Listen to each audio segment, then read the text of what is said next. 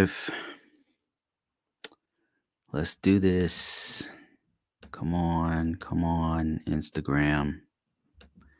Hey guys, this is Bruce, and welcome to Convocourses podcast. And today, what I'm gonna do is show you my process of doing a policy.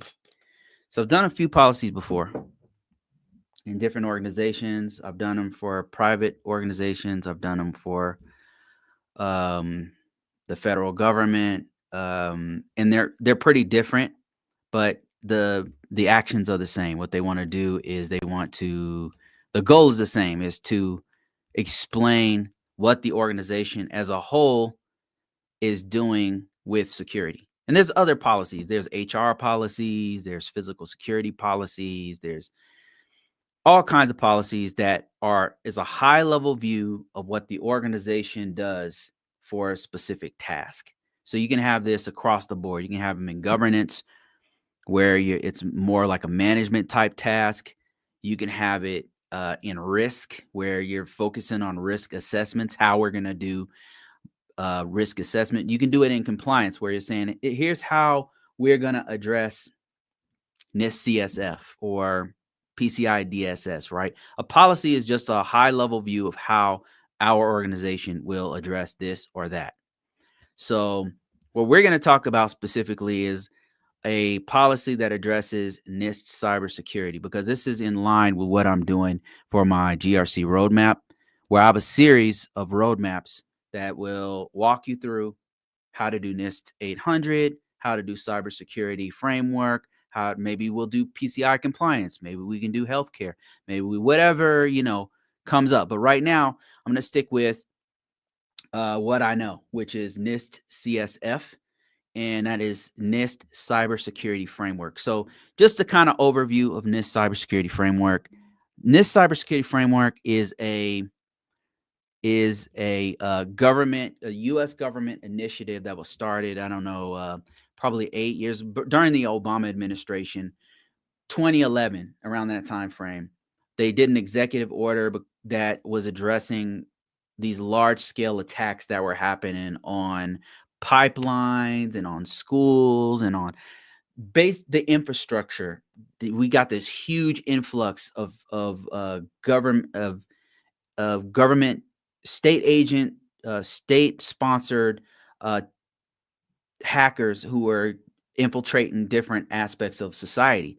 And so NIST 800 wasn't going to cut it, because that's mostly for federal government. You can use it for other things, but it's really it's an industrial strength framework that's used mostly for the federal government. So the answer to that was a executive order that came from the executive branch, from the president, saying, look, we need something, a framework, a list of controls, a matrix of controls, a standard that will help our infrastructure, our utility companies, you name it. Like it needs to be broad enough and flexible enough to help any organization. So that's where the NIST cybersecurity framework came in. And I think it's really good, because what it does is it breaks down what the functions that any organization should do, regardless of your small organization or large organization. Whatever the size of your organization, you have to do protection of your data. You have to do detection of security incidents. You have to do response if something goes wrong. You need to identify what's in your environment. So that's the NIST cybersecurity framework in a nutshell. What we're going to do is I'm rehearsed this. I want you guys to see my process of whenever I'm making a policy. So we're going to start from scratch. This is coming from a document that I'm doing, a workbook, and a course that I'm doing that's going to walk you through from where you are, wherever you happen to be. It's going to walk you through how to get from here to there for learning GRC, governance, risk, and compliance, specifically focusing on the NIST 800, NIST cybersecurity framework. I'm probably going to slip up on that a few times during this. NIST cybersecurity framework. And the reason why I'm starting with that one is because it's the easy. If you're coming from in here from another organization, you're not really super strong on IT. Maybe you've done it a few times, or maybe you're on a completely different industry. The easiest way to understand governance, risk, and compliance is to use a framework called the NIST CSF. And that's why I kind of wanted to start it with that. So what we're going to do is one of the tasks that's in this workbook. The workbook's not done. It's coming out. If you want to follow me, if you want to see what I'm doing with this thing, the best way to follow me is to go to convocourses.com and sign up for my newsletter, because whenever I release this thing, that's where it's going to be. Another place you can go is YouTube and just search for Convo Courses. Sign up for my Convo Courses website, Convo Courses page. And then also there's TikTok, but we don't know what's going to happen with TikTok. So who the hell knows with TikTok? So the best way is either YouTube or convocourses.com to follow my newsletter. And then whenever this thing comes out, and a lot of times, as you know, if you've been following me for a while, I'll give stuff out for free.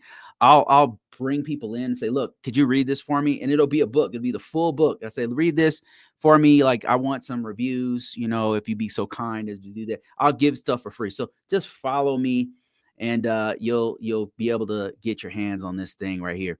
So it's going to walk you through all these different things, policies, ATS style resumes, all kinds of stuff to get you prepared for governance, risk, and compliance. But what we're going to do today is I'm going to walk you through policies, a NIST CSF policy.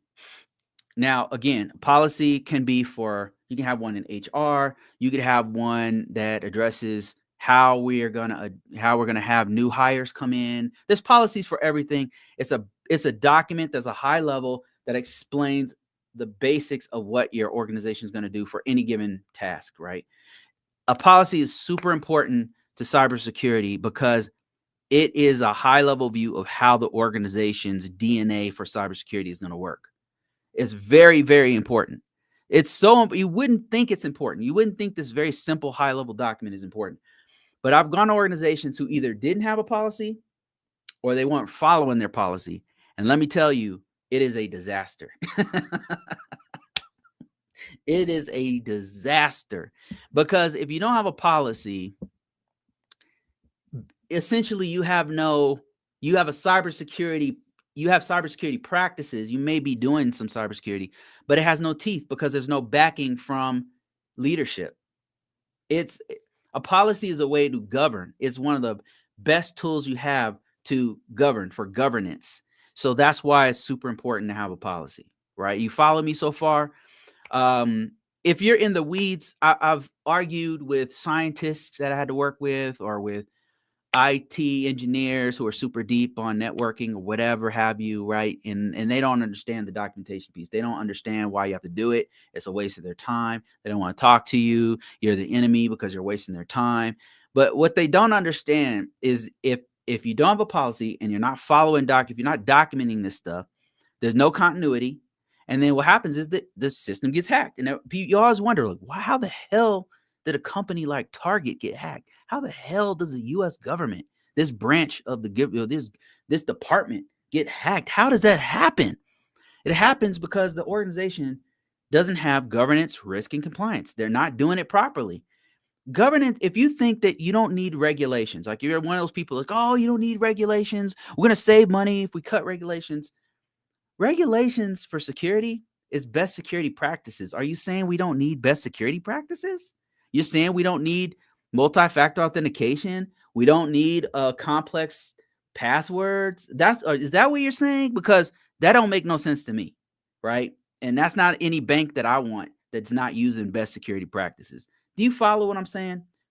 A policy is very, very important because it kind of brings the belly button, brings everything together. It says, look, this is what we're doing. This is what the head of the agency, this is what the CEO, the CIO, the CISO is saying that we have to do.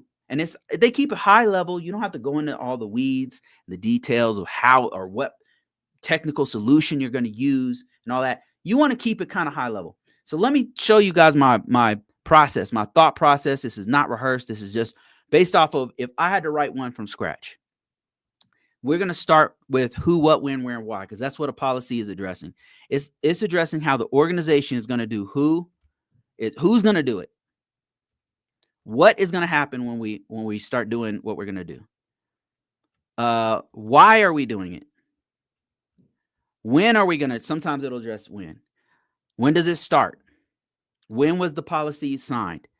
Who, what, when, where, and how. How are we going to do it? A little bit about how, but it kind of keeps it up. Who, what, when, where, and how. Okay, we forgot the where. Okay, let's put where. This will make a little bit more sense as we go. Now, as a cyber, let me just back up a little bit. As a cybersecurity professional, in my experience, doing this for some time, doing this since the year 2000 until now, working for the public sector and the private sector. Results may vary, okay? So you might have a completely different experience than me. I'm just telling you from my perspective what I've gone through. From my experience with these, they all kind of look the same. And normally when you come in, right, you shouldn't be nervous, like, oh man, I've never done this before. What do I write? Normally when you come into an organization, they already have some kind of policy, even if it's a shitty policy. They have you'll have some idea of what the formatting is going to be, what language they use, right? Because if you work for a healthcare, or they're going to use weird ass language that you don't use in the Department of Defense. If you're working with the Army, they use weird ass language that the Navy doesn't use, right? So they have different terminology. You'll pick that up, but you want to just understand what is supposed to be in a policy. And that's kind of what I want to walk you through. So normally when you come in, they're going to have a policy. You're going to either build on the policy they already have. You're going to update the policy they already have. You're going to have some idea what to do. So it's usually not going to be from scratch. Have I done them from scratch? I have. It's a brutal process, because thing is, you got to remember, it's not you that's approving it. It's you. It might be that you that drafts it, but it's got to go through management. It's got to get peer reviewed. It's got to go through upper level management, and then eventually a CIO it's gonna go up and down. You got to do like multiple versions of it and stuff. Normally 90%, 95% of the time, they already have a policy and you're just updating it or something like that. Okay, so let's get this done. Now that that's out of the way, let's start off with a title. This is going to be policy. We'll clean this up later, all right? So don't worry about it being pretty. Don't worry about the syntax, the spelling, none of that stuff. Let's just focus on getting everything on paper first. We're talking about the policy is called, title is going to be NIST CSF we'll just make up an organization. Compliance for Org J. That's the name of the organization, Org J. I'm winging it. I'm making stuff up, okay? That's the name of the policy. Who is going to be involved with this? Like I said, we'll clean it up. Don't worry about the cleanup, okay? Don't worry about the format. Don't worry about it. Let's just get stuff on paper. Who does this pertain to? There's a couple things with who. You got who's writing it. It's going to be written by let's say our position, let's say, is a system security person, system security, and maybe our title is system security officer. They have different names, so it could be anything. It could be cybersecurity officer, it could be cybersecurity analyst, it could be cyber. They can name it whatever the hell they want, but we're just saying this one is written by the cybersecurity officer. Now, another thing with who does this pertain to? This is another big part of a policy. Who does this pertain to? Who does this get distributed to? Who does it pertains to? And we're gonna say, this pertain. Let's use a simpler word. Let's say this is for all employees, not just employees, because we got contractors that works with us, contractors, subcontractors, and guests on the network. Like, let's say they have regular guests on their network. So let's say, and guests on the network. All right. This thing we're writing pertains to these people. Like that's the who. Who wrote it?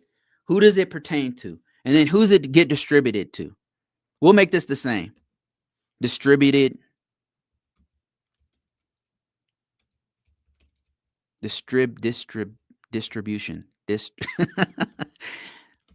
Hey, this is not scripted. Not scripted.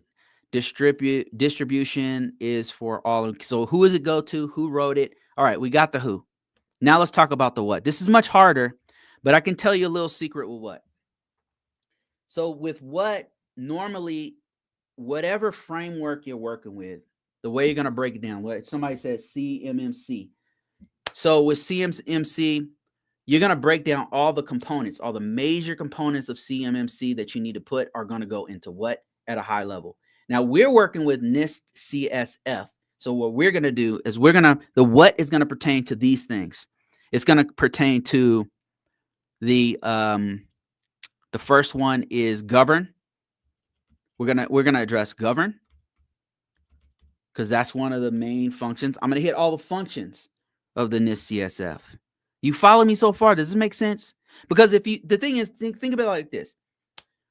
If it was NIST 800, NIST 800 might address some of the primary security control families. It might address AC controls, which is account management.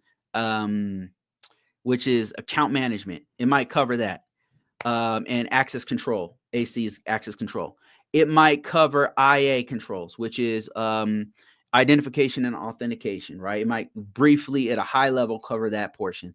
It might cover RA controls, which is risk assessments. How do we do risk assessment at a high level? It's not going to go into, okay, we use Qualys and we scan 2 times a week. You might cover that, but it's up to you. We normally keep it high level, so we might just explain the frequency and not necessarily go into what we're using. All right, so in this case, our what is going to address the NIST. The what is going to address the NIST 8 cybersecurity controls, cybersecurity framework. So we got govern, and I apologize. I don't know what happened with my connection on TikTok, but okay, now it seems like it's back. Govern. All right, that's one of the functions. We've got identify. We've got protect. We've got detect, and I apologize. I'm not sure what's going on with TikTok right now. I'm not sure how long this will last on TikTok. Not sure what's going on. I'm getting a lot of views on there, but now it's about to crash. I don't know, but we got to keep going. Detect. If you guys want to follow me, just go to YouTube, type in Convocourses, and you can follow this and see the screen and everything that I'm showing here. I don't know how long TikTok's gonna last. Let's keep going. We got govern, identify, protect, detect, respond, and then recover. This is the what. This is all the things we're going to cover in our policy. That's going to cover these things. You might also do the profile and the tiers, but for now we're going to keep it. We're going to keep it at this level. We're going to address all these things in this policy. Why? Why are we doing this? The purpose, right? Purpose of this thing. And normally purpose goes on the top of a policy. Purpose is address how OrgJ complies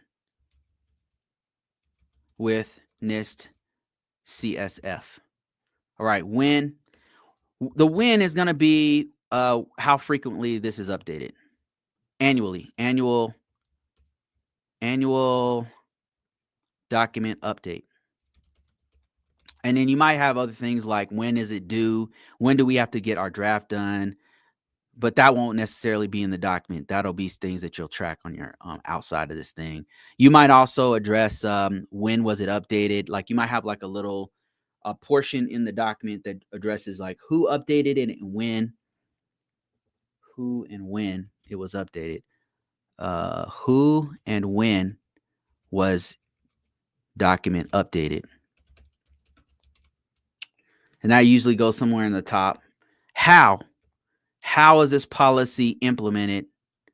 How is the policy implemented? And that kind of will go in line with what, like, as we're explaining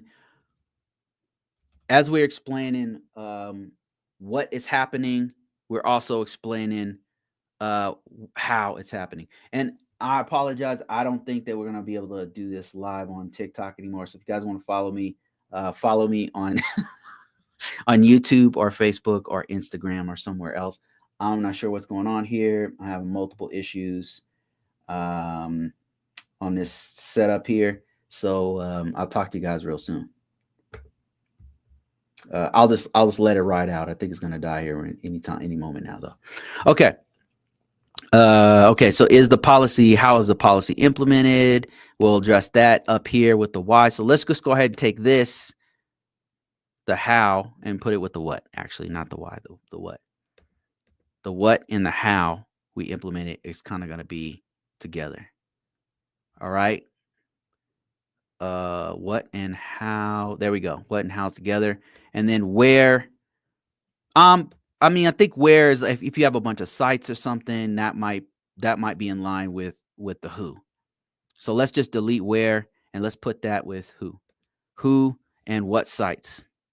Okay, sorry about that. Just lost my screen here. Coming back. And let me get that back up. Sorry about that. So, okay, while I'm getting that back up, listen. One of the main things you're going to do as a GRC person is to do policies. You're going to track policies. You're going to manage policies. You're going to follow policies. It's one of the main things that you do as a cybersecurity as a GRC professional, doing lots of documentation. And that's why I'm kind of getting you. What I want you to understand here is, what is the mindset? What is the mindset of a person who's doing these things? And I've done quite a few of these things. Got to back up. Okay. I've done quite a few of these things. So I want you to kind of get into the headspace of somebody who has to do these things. So we're breaking this down. The who, what, when, where, why of the policy. Now, it's not in the proper format. We don't nearly have enough data in here. Just not telling us nothing. So we've got to build on what we have here. Now, normally, like I said, when you get into an organization, they'll have they'll have a real good understanding of what they are supposed to do. You know what I mean? Like, they'll know, listen, here's how we do physical security. Here's how we do scanning. They'll know, and they'll have like a little bit of documentation here and there, but sometimes their stuff's not all together or it's out of date. It was done 5-10 years ago. It's like different things. So you are kind of bringing it all together, cleaning it up, and articulating what the organization is wanting to do. That's what you're doing. You're like a reporter, right? You're not. I used to think that you're more like the law, and in some cases, it depends on the role. You are the law. You're the law enforcer or whatever. But a lot of times, they're not expecting you to come in there and bust heads and protect and serve, whatever, right? You're not like a police, IT police necessarily. You're a reporter. You're telling them, listen, here's the organization's rules. Here's what they want you to do. It's the CIO or the manager's job to bust heads and kick down doors. That's their job. They're the enforcers. A lot of times, I'm just coming in and saying, hey, you should do this. Here's what they said, right? And they want to shoot the messenger. They want to be mad at you. They want to be angry. But the policy is there for a reason. It's to do best security practices, right? And if they want, we shouldn't be doing regulations and this is wasting my time. We shouldn't do multi-factor authentication. We shouldn't encrypt sensitive information. Like, what are we talking about here? We shouldn't have a firewall. Like, that's what the policy is addressing. Basic things that we need to do so that we can continue to be employed. You know what I mean? So that's how I approach it. I've learned to approach it in that I'm a reporter. I'm just giving you the message. You want to shoot the messenger? So be it. But here's the rules. I'm just telling you what they want. That's my job. It takes a lot of pressure off of me. Like, I no longer have to feel like I have to bust down doors and be mad at people or get stressed out because the IT team didn't do what they're supposed to do. Listen, I told you, I'm a messenger. That's it. You know, that is my job, to send you the message. I'm bringing you the policy, and this is what they want to do. Anyway, let's get back to the policy. So we've got our who, what, when, where, why. We have some idea what we want to do. And so let's kind of clean this up a little bit. So you normally have some kind of title up here. The why usually comes first. The why is super important, because why are we doing any of this, right? So the why is going to come first. So you're not going to have why in there. Let's just get rid of why. It's going to usually start off with the purpose. The purpose is address how organization complies with NIST CSF. Now, there's a lot to fill out here. What is the organization? What is our purpose? There's a lot going on here. But before we do that, let's clean up. Let's kind of get the formatting one step closer to being acceptable. So let's go to, what's the next section that usually comes in? Sometimes they'll put the role in there, or the scope under there. So the scope is it's like an overview of the what combined with the purpose. So you normally have like a scope, and it's what is being covered, and what is covered. Let's just come up with something. All sites controlled by org-j. Okay, that's the scope. The scope of this document is all sites, and not just sites, and personnel. All sites controlled by Control-J, and let's say personnel serving org-j. All right, there we go. So that's what we're doing here. And then, okay, I'm gonna go live here real quick. Bear with me real quick, guys. Go back to TikTok. I'm not gonna be able to show my screen, but it's better than nothing if I can just go ahead and had this whole setup where they could see my screen and everything. That's not working, so I'm just gonna do this. 3, 2, 1. There we go. All right. So let's continue on. So we've got the purpose, we've got the scope, and and I'll answer some questions here. I see people chiming in here. I will answer some questions. If you guys are joining me late, what I'm doing is doing a live breakdown of a policy. I'm writing it from scratch, of kind of showing the processes that you do to do this. Like, what are you thinking when you do this? If you have to do a policy, and this really goes for any document. I started off with the who, what, when, where, and why, and now I'm explaining each thing as I go to kind of get more in line with a good acceptable format.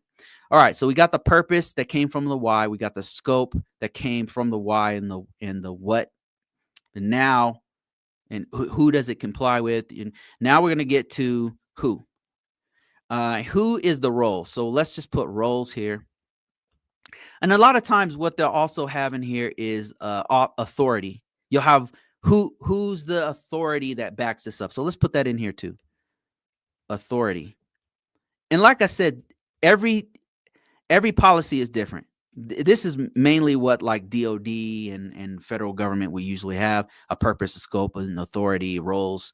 But there's, like I said, when I was working in the private sector, the policy I thought was a lot cleaner, but it didn't have a purpose section or a scope section. It have an executive summary. It might have a roles section, and then it'll have like a greater detail where it goes into the more technical details section, and sometimes it'll have like appendices and stuff. It really looked different, but it said the same thing. If you catch my drift, it didn't say purpose and scope, but it had a purpose and scope. So authority. So authority is normally it'd be who, if you had a parent organization who directed this, then you would put that authority here. And let's say in this case, org-j is coming from an organization that I know. Let's say it's coming from DISA or from what's another one? FISMA, right? So let's say it's an organization, it's a contracting organization that's working directly with the federal government. But if you are working in retail, it might be some organization that controls the PCI DSS component, right? It can be authority is your parent organization or a law that you're complying with that you're abiding by. This policy is based off of that law or regulation or act that came through, right? Very, very important that what you need to understand is the hierarchy of a policy. You have your industry, right? It could be in retail. They have to comply with laws that help protect credit cards, and the framework they normally use is PCI DSS. In the healthcare industry, you already know it's HIPAA, right? So they have to comply with that. So the authority in the Department of Defense is going to be FISMA. In the U.S. government is going to be FISMA, DISA. There'll be a parent organization that provides the authority from which this policy will be built. Right. And in in another part of the federal government might not be DISA, might be DHS. DHS is the parent organization of USCIS or of whatever, or take your pick. So authority is a parent organization, right? So that's what you need to understand. So roles, we already kind of broke this down. Roles is who does this pertain to? The roles as far as the person who wrote it will probably be on top. We'll put that on top when you do another page for this. But the distribution, okay, let's clean this up a little bit. So I kind of mixed this up. So your scope might include the distribution. So let's put that up there. And the roles is who's involved, who are our stakeholders. All right. So I just want to clear that up. Roles is going to be who are the stakeholders. So stakeholder one might be user, right? User, you might have a IT operator, and then you might have a system security person. So let's just say officer. They have different names for it, but we'll just say officer. And then you might have managers, general managers. These are the roles who are going to be the main players in the Org J to comply with the NIST CSF, right? So that's the roles that pertain to this particular policy. And there might be others. It's going to vary from place to place, of course.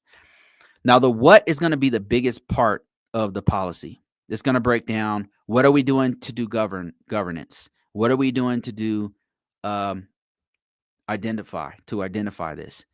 And like I said, if you're doing PCI DSS, it's going to look different. You're not going to have these necessarily. They'll be named differently. You might have one section that talks about network security, right? Because you have to separate your network from the main part of the network than the part that takes the money. You might in PCI DSS, you might have one part that talks about encryption, protecting the privacy of the customers.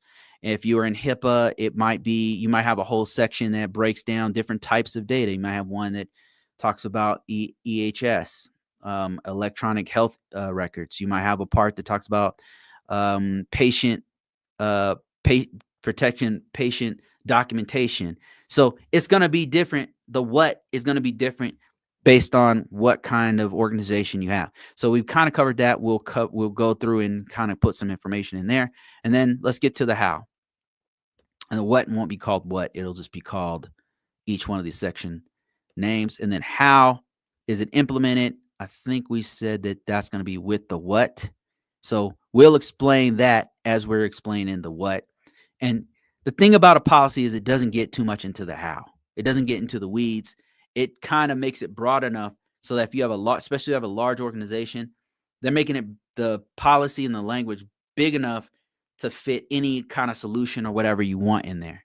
So that's the what and the how. And then the when. This will be addressed sometimes at the end of the document and at the beginning of the document. When was it published? You'll have a date in there when it was published. So we'll put that in there. Let's start off with that page. All right, so let's start off with our first page. We kind of have the bare bones of what we want here. And when I'm done with this, I'll show you a much quicker way to do all of this. Like it usually is not this hard. Like all the times I've done this, I'm not normally making it from scratch, to be honest with you. I usually have some template or something I'm going by. I'll use their template and stuff. And usually they want you to use their stuff. They don't want you to just make your own template or something, usually, unless you happen to be really, really good at templates, which is possible. And you can make one better than what they made. Okay, so here we go. And we're going to put, let's put this in title. We'll keep Arial, that's fine. Title.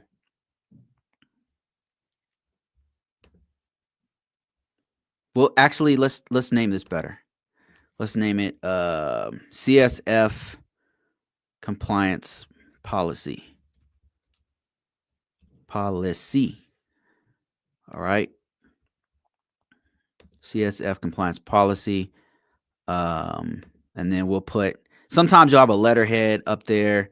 So if it's org J, they'll have some kind of symbol or something in their documentation. We're just going to keep it. This is not important. So we're going to keep this as simple as possible. We're going to keep this as simple as possible. So org J, that's the letterhead right there. So look at that. It's already looking professional. Isn't that awesome? And then we'll put written by, authored by. They usually have some, it's not usually written by, like a book or something. In fact, we'll just put the name. We'll put authored by, and then we'll put Bruce Brown, CISS or whatever. We don't have to put that.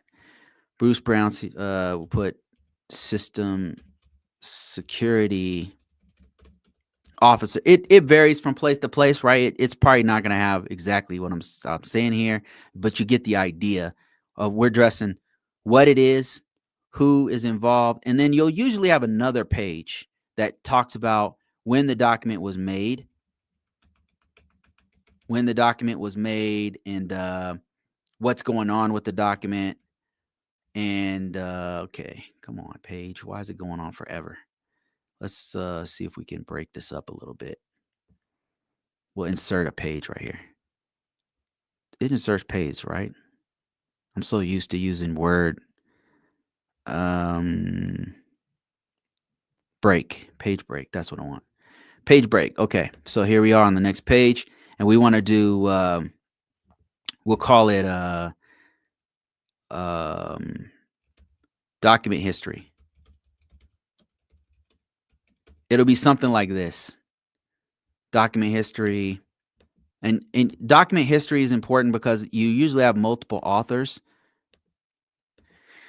If you think about like the why of documentation, it makes sense. A document is the reason why documentation is important in an organization is continuity is one big part of it. In an organization, you have people coming in and out.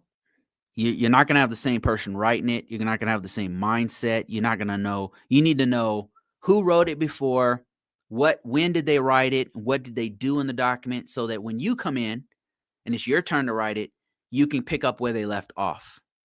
So the document keeps continuity, but in order for the document to maintain continuity, you've got to put some metadata in there, which is like a document history. That's why you put a document history in there, right? Does that make sense? So let's go ahead and do that.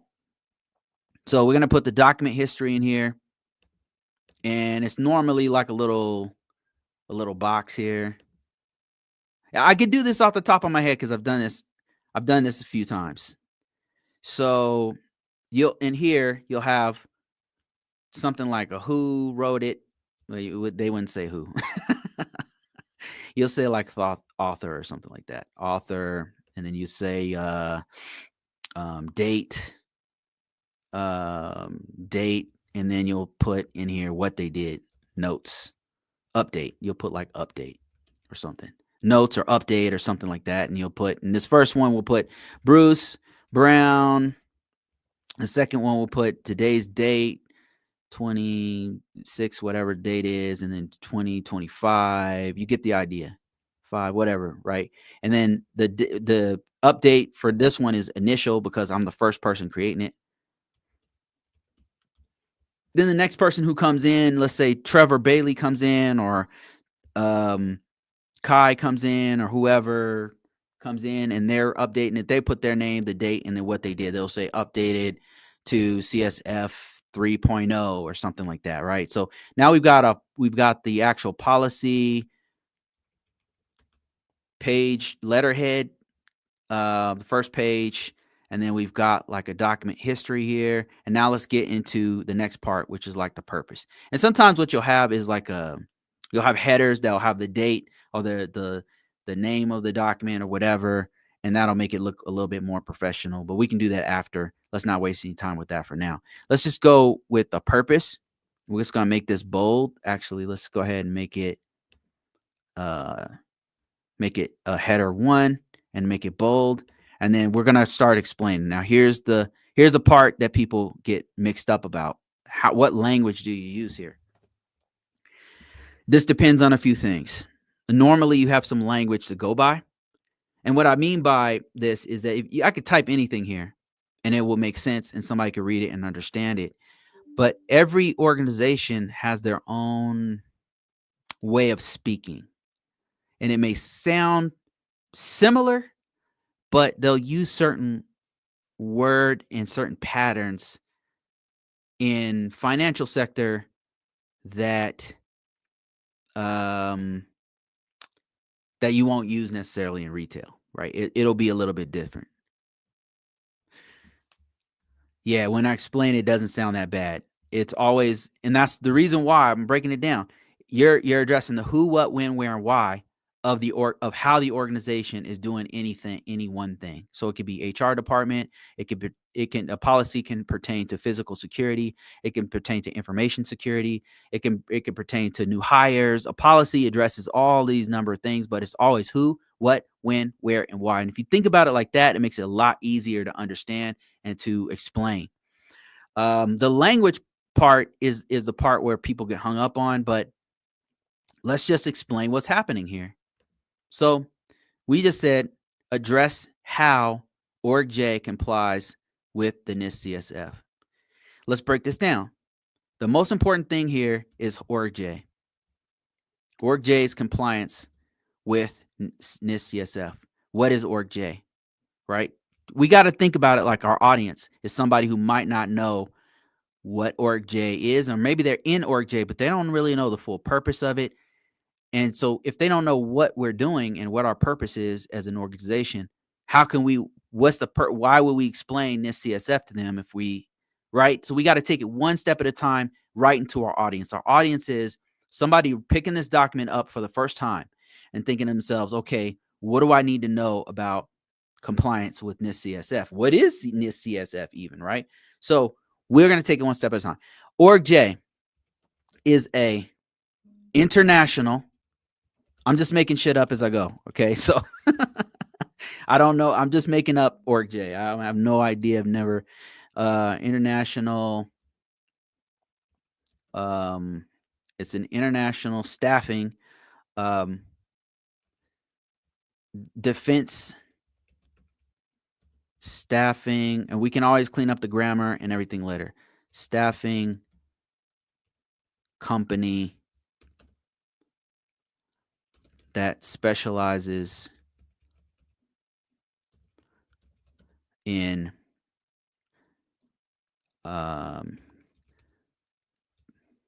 getting the best security professionals in North America.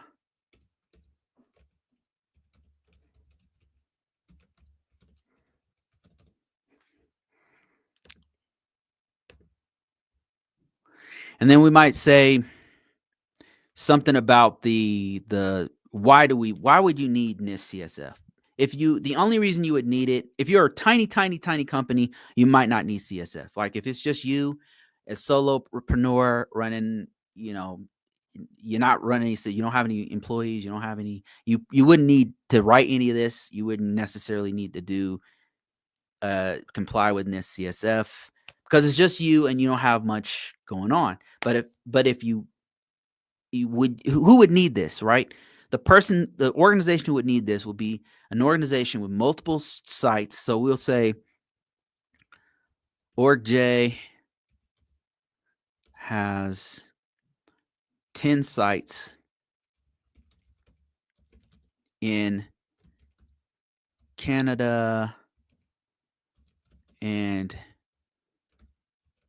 CONUS and the continental United States. Continental United States with 150 local area networks. Networks protecting federal information on personnel. It's important that the organization, in order to keep its license, in order to keep its CMMC license, it needs to comply with NIST CSF 2.0. I mean, I would imagine if you had to keep a NIST CMMC license, this would need to be CMMC. So let's just change this. It's license. We'll do spell later. So this gets the idea going. The purpose is that we have an organization, we have all of these sites, and we do business with the U.S. federal government, and we need to in order to keep doing that, we need to be compliant with NIST CSF. Just keep it simple for now. We can always come back and clean it up, add more stuff, and then when we peer review it, we have that means other people in our organization read it. They might say, well, we should add this here, or maybe we do X, Y, and Z, right? So that's kind of the idea. Right now, we just want to put something down. So what's the scope? We'll touch on this a little bit, but first let's go ahead and change the headers on everything. Header. And I see your questions and your comments, and I'm going to get to that once I get this thing going here and you get an idea of what we're doing. It'll make a lot more sense here. There's authority. There's our roles. Let's go ahead and make that one header. And then we're also going to we do headers on each one of these. So we go like this. We do headers. Boom. We'd have a section in each one of these. Now in the course, I'm going to walk you through all of this and then easier ways to do this. There's much easier ways to do this. And that's what we're going to cover in the course. I'm going to talk about how to do this in other documents, how we link the govern to policy, how a policy can help you to do govern and identify and have an organization be compliant with that. So it's going to be more of like a hands-on thing. We'll break all of it down and then explain, like walk you through. You're going to do it. So like I said, it's going to be a pretty solid thing. It's like something I wish that I would have had when I started this whole thing. And that's why I'm doing it, is because I feel like when I started this whole thing, it would be nice for somebody to explain why are we doing documents? Why is the policy like this? Like, how do you write they want you to write it or be a part of it, but they don't tell you like the why and the how of the policy writing. And that's where I come in. I'm going to tell you based on my experience, based on what I've done from trial and error, how to do this. You don't get it right the first time. I can tell you that right now. You don't get this right the first time. And that's not the purpose of the policy. Is a living document. It over time is supposed to evolve with your organization. And that's why you have to update it on a regular basis, because it's not a one and done type of thing. Because the environment is constantly changing. You know, your environment for your cybersecurity policies, your cybersecurity infrastructure, your IT infrastructure, the actual risks change over time, threats change over time. So a policy has to keep up with that. It's a living document. It's not a one and done thing. You're going to do the first part of it, you're going to update it, and then maybe a year later, sometimes 2 times a year, you go in, update it, make sure it's signed off. And it's not just you, the cybersecurity person, that does it, to be honest with you. Like, you're kind of just signing off and making sure it's good. It's the organization, it's the leadership that have to be the ones who pin it, who's even if you write it, they have to be the ones to endorse it and say, yep, I agree with this. Everything that's in this document, I agree with it. This is me saying this to everyone. So, all right, let's take some questions here. All right, let's see. Thank you guys for joining me. Jojo, I see you. Tariq, been waiting on this all week. We got Trevor Bailey. Hey, Bruce, how you doing, Trevor? Kai says, cybersecurity writing. Yeah, we were writing a policy. Kind of went into the beginnings of it to try to give you an idea of what my thinking is. And to be honest with you, if you're worried about it, normally I used to be really worried about it too, but it's normally done before you even get there. Before you get there, they just want to update it. They want you to double check it. But if you did have to write one from scratch, just remember, they have to address the who, what, when, where, and why. And then if you have one, here's a real cool part. If they already have one, all you're doing is making sure it's up to date with what they're currently doing. Because a lot of times, the biggest issue that I've seen with policies when I come in, or any documents, whether it be processes, procedures, work instructions, whatever strategic documents, plans, whatever I've looked at, normally the problem is this: they have the document, but it's out of date and it's not in line with what they're currently doing. And then when you start reading through the documents, you'll see that they're mismatch.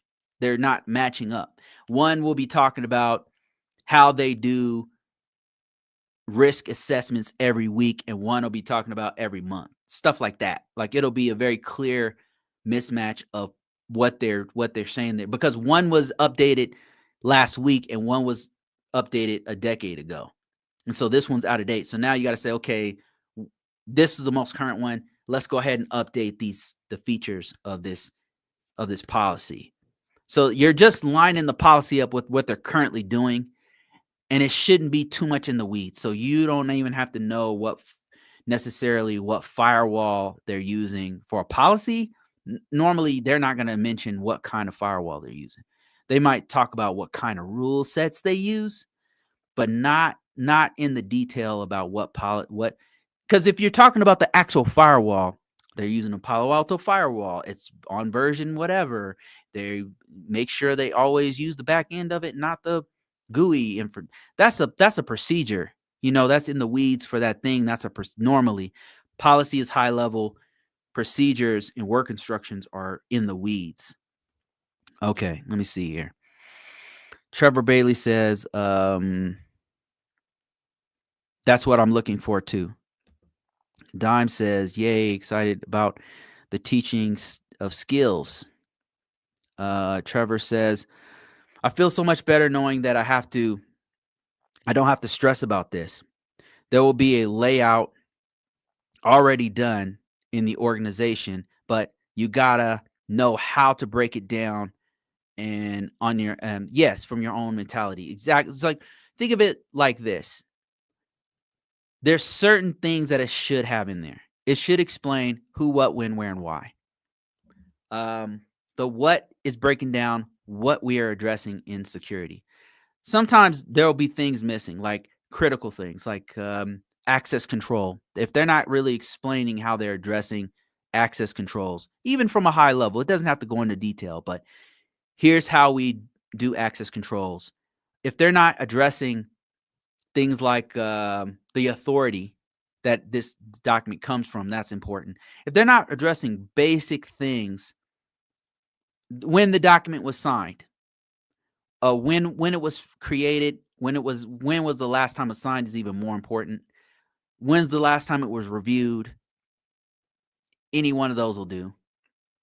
Um, who, what, when, where, and why. Just remember that. It sometimes it'll be very clear that it's missing certain things that, and you can just suggest it. You, as a cybersecurity person, is like a consultant. You're just saying, shouldn't we put something in here about SE controls, SE controls, about network controls, let's say network controls. If you know that that's a big part of the organization, the network controls, if you know that that's going to be something that assessors are going to come in and look at, and that's the biggest thing that you always get dinged on, you probably want to think to yourself as a cybersecurity person is, I'm going to suggest to them that we put something in here that's high level about network security, because we got dinged on that a few times. We don't really have good documentation on it. We need an overview of what we do as an organization to address that. Who, what, when, where, and why in the policy. And it should be high level. Think of it that way. And then after a while, things will just pop out. You'll be reading you'll be reading the policy, and you'll be like, hold up, this is 7 years old. Shouldn't they update this? Like, is anybody reviewing this? Is this the most current one? You'll come up with the questions. It'll just pop in your head. You'll be like, you'll come back to them. They'll give you one that's 7 years old. You'll read through it. You'll be like, 7 years old. Is this the most recent one you guys have? Could you send me a more? Nope, that's the one we use.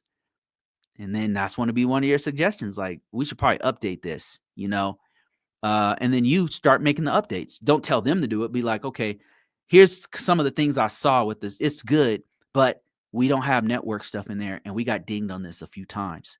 Because you, as a network security person, or a security person, information system security officer, or whatever, you'll have seen some of their other vulnerabilities and stuff. So you'll know certain things will start to pop out to you about the policy that they're not addressing, and you can just make those suggestions or even write them in and say, I suggest we write something like this. Come to them with a solution, the problem pointed out, but also a solution. When you explain it like this, it's not so bad. Exactly. Jerson says, joined late. Where can we find this course? I'm not done with it yet. I'm working on it. So just stay tuned. Follow me at convocourses.com. Sign up for my newsletter. I'm going to definitely announce it on the newsletter. I'm going to definitely announce it on YouTube, on all platforms that exist, that are out. I'm going to be putting it out. So just follow me. And there's a lot more to come with that. We're still working on it. It's going to be a book and course combo, and it's going to walk you through it. And Kai said, from scratch would be a collaborative effort where we are not writing a solo. Yep, that's exactly what I'm thinking about. So I would like to do more of these lives, more one-on-ones, but I need a reason to do that. And so I'm going to create a group where we come together, and we'll release some of our correspondences out here to the public, but mainly it's going to be to walk people through how to do these documents. It'll be a course where I'm walking you through with the course. You can do it in your own time. And then I'll do like lives like this where we're doing it together. And then you can even send me your homework. Like, I could look at it and be like, okay, do this and do that. And another thing we can do is do an actual project where you're working on a real policy, and we submit that policy to the organization. We write it. If it's good enough, we send it to them and say, here's a policy that improves on what you guys have, University of Phoenix. We saw your policy. It sucks. We wouldn't put it in those terms, but we say, here's an update to your policy, so we can get real world experience that way. Okay. Are you currently streaming on another platform? Yeah, I was doing this where you could see my screen on TikTok, but I lost that. So I had to restart this. I'm streaming on LinkedIn, on Instagram, on Facebook, and on YouTube. Did I already say that? So yeah. I'm trying to do X, but for some reason X keeps kicking me out. I'm not sure what's going on with that.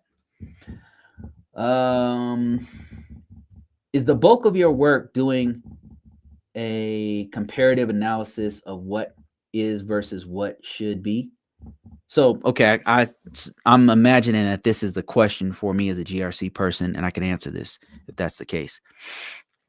So, somebody asked me on TikTok, is the bulk of your work doing comparative analysis of what is versus what should be?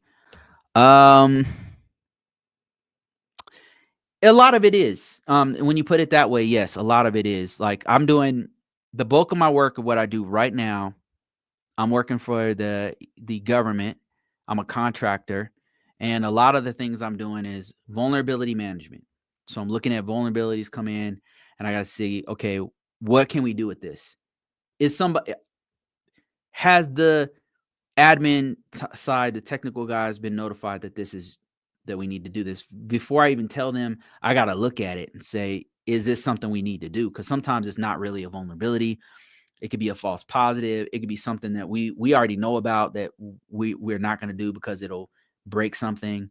It could be a number of things. So the very first thing I have to do is analyze that compared to, and I'm comparing it to what we already have. I have to know what is going on in our organization and what we need, what's going on.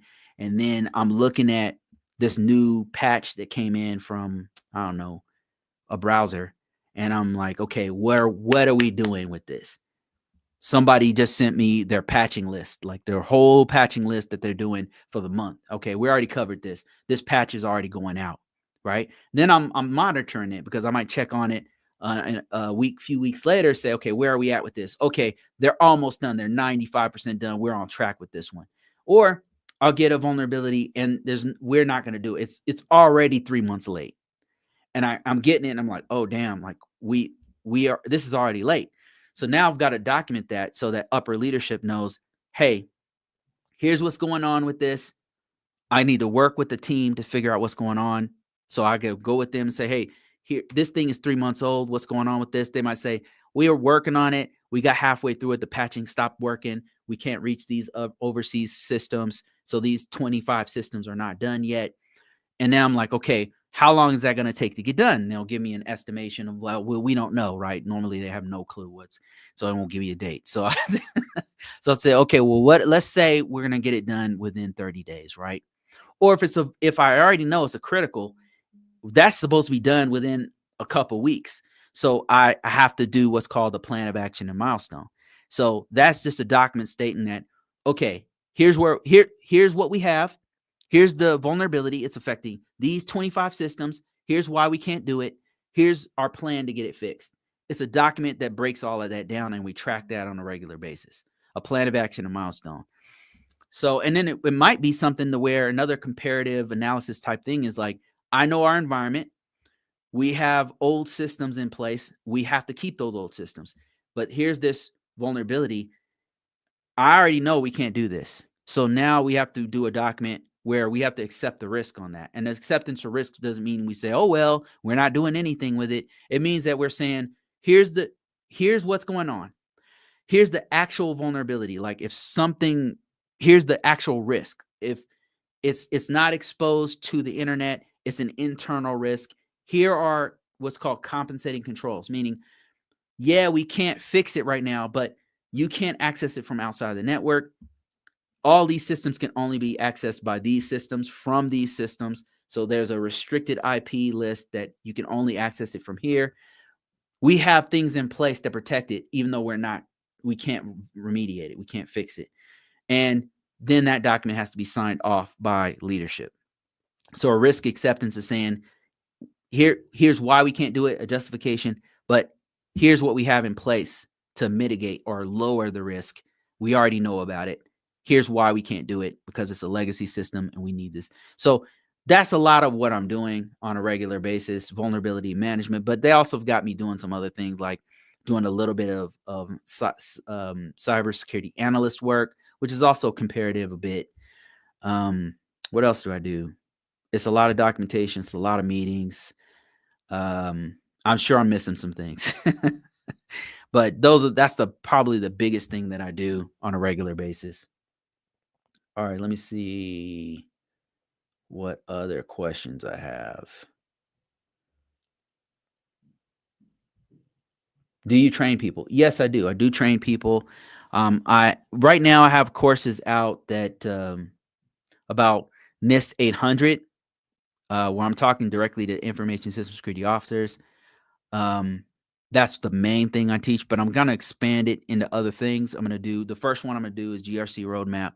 That's gonna show you how to do NIST CSF and how to do a document based on NIST CSF. And then I might do one for ISO 27001. That's on my list of things to do. I might do another one for cybersecurity best security practices. I might do those two is what I'm thinking that I'll do to kind of expand the stuff that I teach on. I also have books and stuff if you're interested in that. If you go to convocourses.net, you can buy them directly from me. You can go to Amazon. Got a ton of books on there. Just search for Bruce Brown, CISSP, or search for Convocourses. Just a bunch of stuff. Anything I learn or know, I'll just go ahead and like put stuff on paper, or I'll do videos on it and do comprehensive breakdowns of what you're supposed to do from a practical perspective. Can you explain the pipeline from start to finish of a audit? So I'm familiar with some of what the private sector does for an audit and some of what the Department of Homeland Security does and the Department of Defense. I could tell you start to finish how that goes. I could tell you where you can start from let's start with the federal government. Both of them use something called NIST 800. NIST 800 is a series of publications that walk you through how to secure systems. So they have a framework or a list of rules that they use to keep their systems within best security practices. And from start to finish, I can explain it in a couple sentences. So the first part of this, whether it's Department of Defense, Intelligence, or Department of Homeland Security, ICE, whatever, they all use the same thing. They might call it different names. They might have different stakeholders or whatever, but they all do the same thing. They're going to prepare the system for what's called an authority to operate.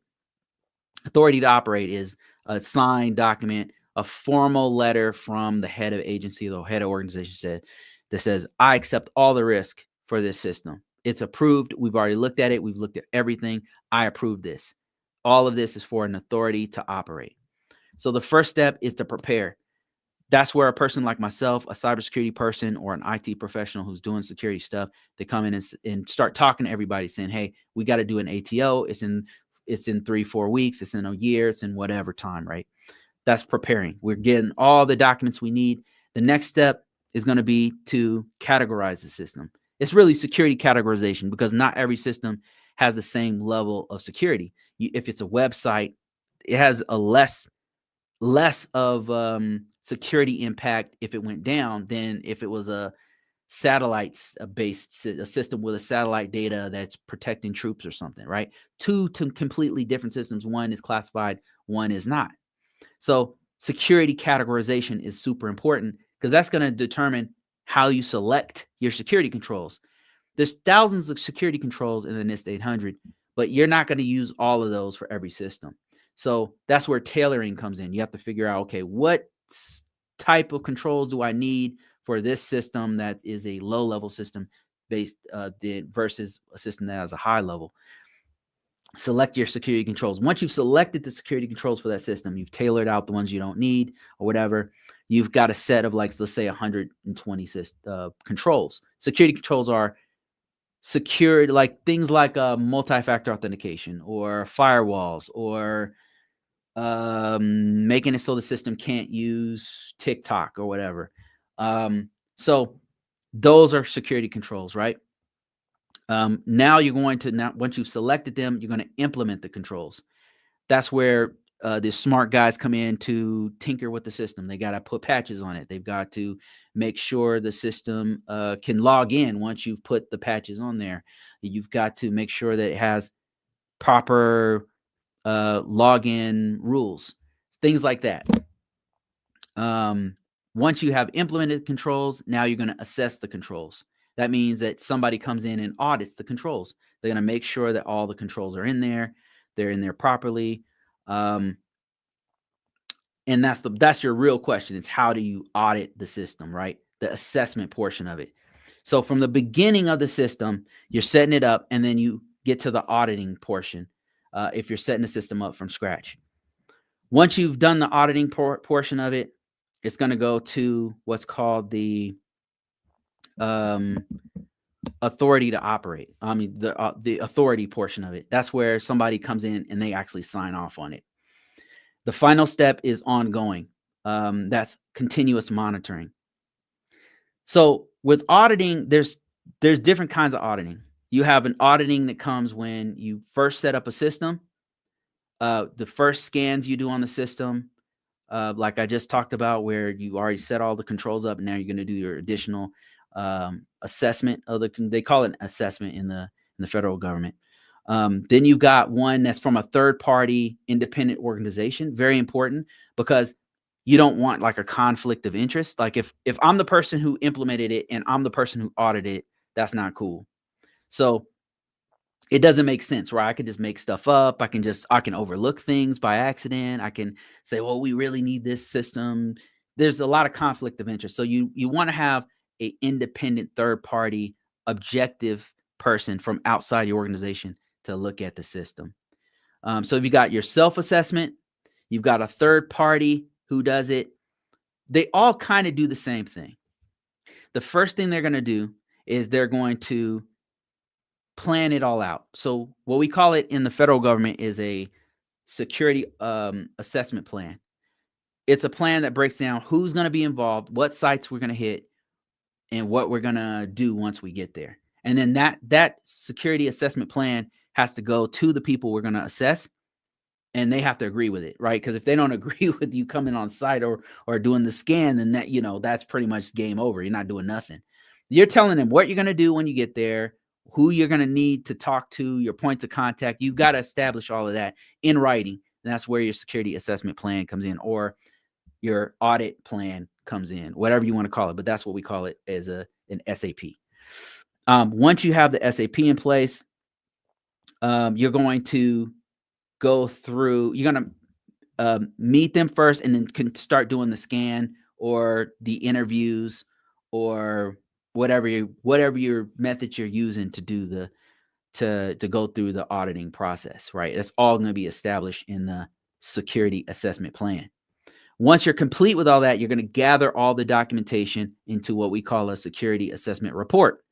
That security assessment report has to be reviewed by the people on the site that you went to, because they have to agree with it. I mean, there might be things that were false positives, things that they overlooked or they miscalculated. So they have to agree. If they have any kind of disagreements, they have a few days to respond back and say, hey, we disagree with this. This is a false positive, or you guys dinged us for this critical, but we're not even on the internet. Like, how can you get us for this? So they can actually argue back and then take back some of the controls if it's valid, right? And sometimes it is. The final step is what's called a post assessment. Like you're done with the assessment. You're going to review this in front of the leadership and say, here's the main things we found. Here were the false positives that the team pushed back on. We suggest you guys do X, Y, and Z, right? And then that's it, done. So it normally is in those three phases: a setup, the actual assessment, and then like a post assessment. I don't know if that helps, but just my experience. Diamond says, I have an interview about DFARS framework. Never heard of it. Now I have to study it. So many frameworks. Yeah, DFARS has something to do with contracting, I think. Now I'm just curious. DFARS. Let's see. DFARS. Yeah. Federal Defense Federal Acquisition Regulation. Yeah, I'm not too smart on that one. Yeah, just do some studying on that one. I can't off the top of my head, I can't walk you. I kind of know what it is, but not haven't like written anything on it or anything. Good luck to you. Before you start, what websites have you bookmarked like your go-to and to help you plan for research? My go-to sites depend on what framework I'm working with. Right now, the main things I work with, there's some tools I work with on a regular basis. One of them is Tenable, um, and another one is Qualys, and those tools are really really helpful for what I do, which is mostly vulnerability management type stuff, right? Um, so most of my work is that kind of thing. I've got those things bookmarked because a lot of times I have to research. I've got to interpret what that tool is saying to me.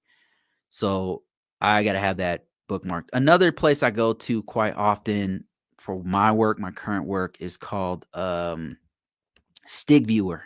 So if you go to Google and type in Stig Viewer, you'll see it. It's very very useful because we use Department of Defense's DISA's Stigs. So sometimes I got to go deeper on the Stig stuff, and then that one I go to quite often. But mostly it's the tools.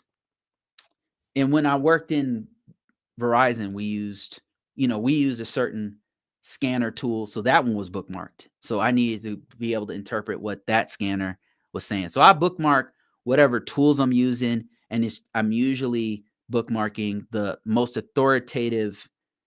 um, the most authoritative organization for the framework that I'm using. If it's NIST 800, that's going to be the NIST.gov site. And then if it's NIST CSF, if we were using that as a primary framework, it would be the NIST CSF.gov site.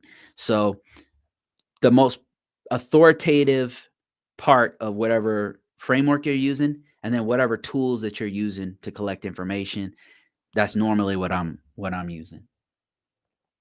The vendor sites too, like if you are in an environment where you're using a lot of, I don't know, Microsoft, you probably want to bookmark the TechNet site for Google, for Microsoft, right? Just whatever vendor, whatever tools you're using, those are going to be the main ones that you're going to go to most often. Off the top of my head, like in mine, it's definitely Stig Viewer is one of the most important, most authoritative. It's not even authoritative. It's just very comprehensive. It's very good, very well done site. All right, let's see here. Got more questions, and I've been talking for about an hour and 17 minutes, guys. If you guys have any questions, comments, complaints, I'm here for it.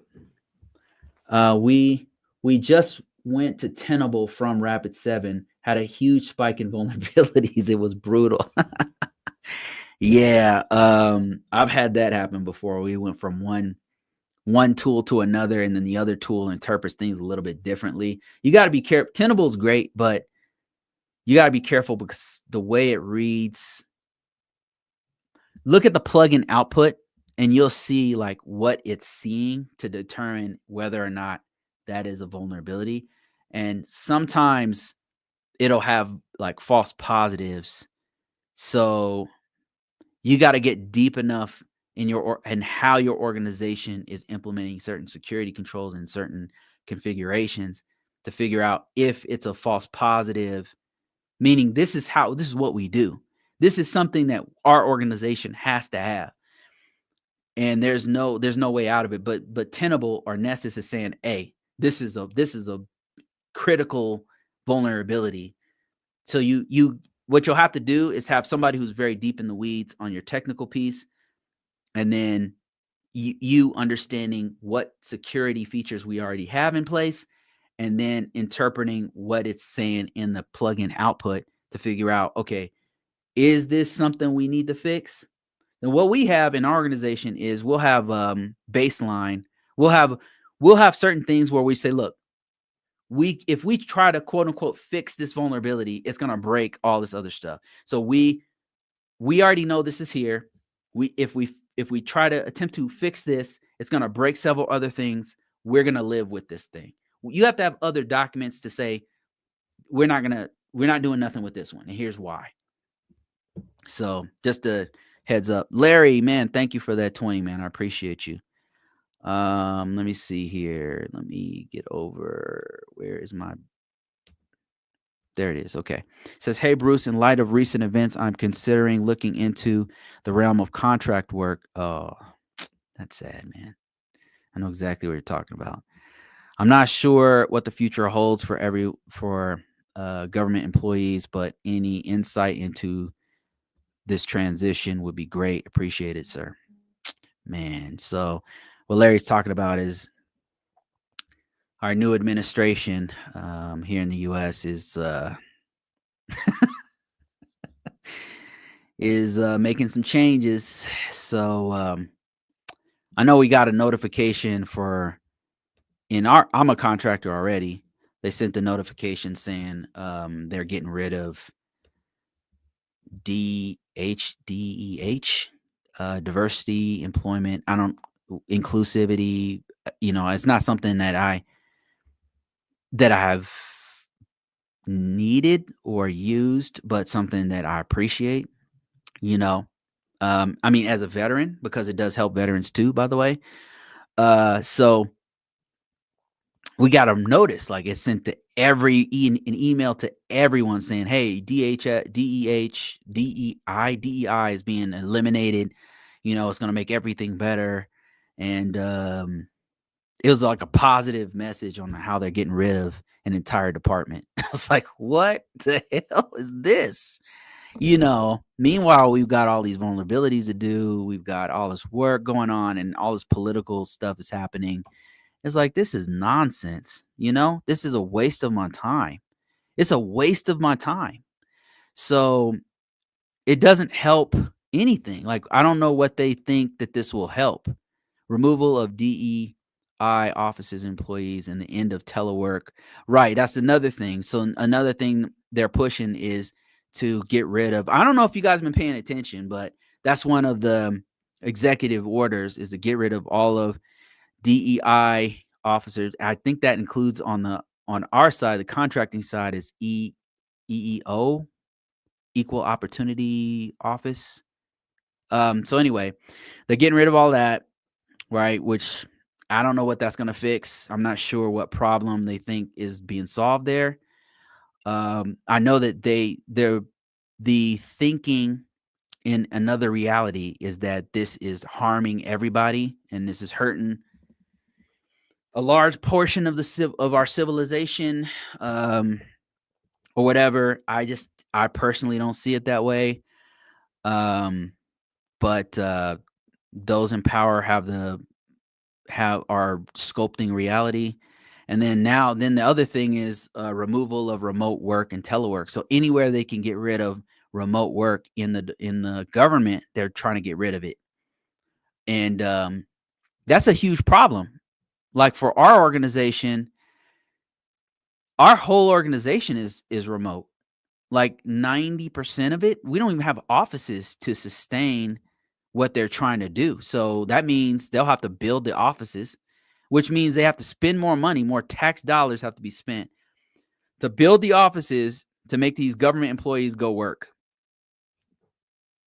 Because remember, during COVID-19, a lot of the reason why a lot of these offices, they realize there's a problem. Like, if we have a pandemic and you can't go into work because you're going to infect another person, they had to figure out, okay, we got to continue this work. How do we do it? Work from home. So they started coming up with ways to make more of the workforce work from home so that they can continue to work no matter what happens. That was the whole reason why there was a just giant push to do remote work in the government. And now they're saying, oh, we want people to be in the office. And I don't know what their reasoning behind that is. It's political. And then Larry says, not mean to get political. This isn't a political show.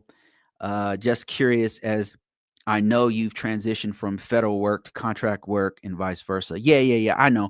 Um, yeah, I this is listen, guys. I know that some people who are all for the current administration watch me, and I'm not trying to tell you, who how to believe or whatever. These are just my opinions, and what do I know, right? I'm just an ignorant savage.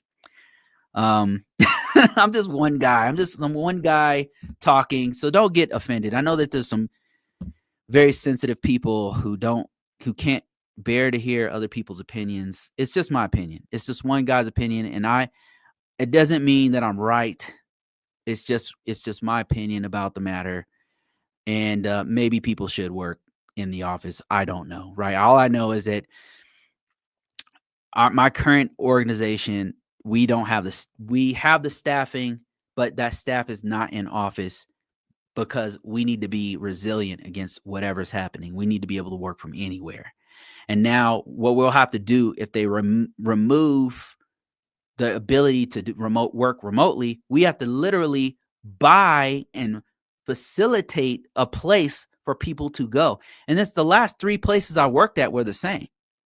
I worked for a contract, an organization where I was doing writing their policies, and they didn't have any offices either. Everybody worked remotely. Some people were in different countries.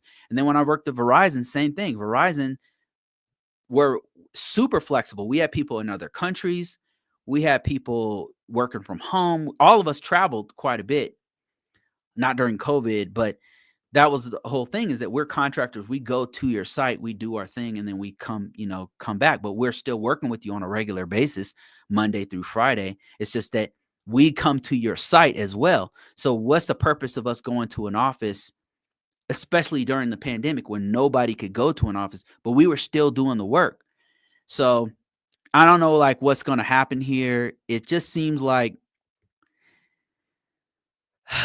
it seems like they're focused on the wrong things. Like we have bigger things going on, and then they're saying, "Oh, the problem is DEI." Like that's the main problem in the U.S. Right? It has nothing to do with high cost of living. That couldn't be it. You know, I just I don't know. I disagree, but I think we can still disagree in the U.S. Right? I mean, correct me if I'm wrong, but we can still disagree with each other and have a conversation, right? I mean, Trevor says, "Yeah, I'm not even paying it no mind. I'm laser focused on getting into this. The way it's a waste of time trying to get rid of. Yeah, so I just what I've been doing is just keeping my just grinding. I know that there's a bunch of things happening right now that I just feel like the political stuff is theater is theater at this point. Like it's fun to watch. It's interesting. It's entertaining, but I gotta focus on what pays my bills, right? I gotta focus on feeding my kids and paying my rent. This political theater is not gonna help me, like in any way, shape, or form. It's not gonna help me. And to be honest, even if my side would have won, it wouldn't have helped me, right? I gotta focus on what pays, and that's understanding this stuff. And so to answer your question, Larry, what are things that you're from going from the government side to the contractor side? I could tell you my journey and things that have helped and maybe things that I could have done better. So my history is I came from the US Air Force, where I was in there for like 8 years, and I came straight over, got out after 8 years, and then worked as a contractor. And some things that when I got out, I didn't want to do anything to do with, at the time we called it certification and accreditation. So I didn't choose any jobs for risk management framework, GRC. I didn't do any GRC work. But the thing is, my best skill, my highest paying skill was governance, risk, and compliance. Like I said, we called it certification and accreditation. And I paid that no mind because I wanted to be a Unix guy. I wanted to work on networks. I wanted to be a router guy or something. So that's what I did. I got out and I started doing a weapon system for X, Y, and Z. I was a contractor for whatever. um, whatever federal department. And then it was fun. Like, I had a good time. I met friends that people who I've talked to this day were really cool. And I had a great mentor there, and him and I are real still good friends.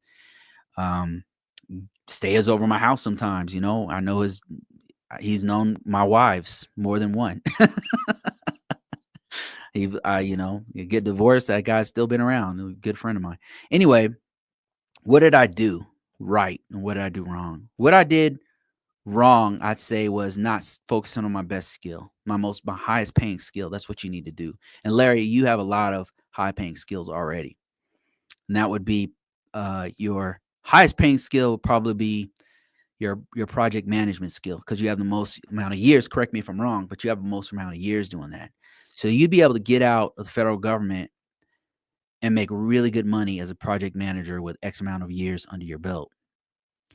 And not to mention having some cybersecurity, certifications, and understanding IT is a huge bonus for you. So what I would do if I were you is focus on your highest paying skill and um, make that big money as a project manager who's managing others. A lead project manager of some type is going to be the biggest one paying for you. Another thing to do, if you have the opportunity to do so, would be to stay in whatever, if you can, stay in your field and just continue to build your networking and security skills, or cloud, or whatever you're going. I think you're going to security. Is build your security. Stay in and just ignore the politics. I know it's frustrating. It's dumb. It's so stupid. You getting these messages like they're the politics is going into our job. Like, this does not make sense to me. I have work to do. The routers and switches and data don't give a damn what political, right? It doesn't care whether you're one side or another. We just need to protect the network. We have a system to build. Like, I don't have time for all this political posturing and stuff at work. I don't have time for it. Not at all.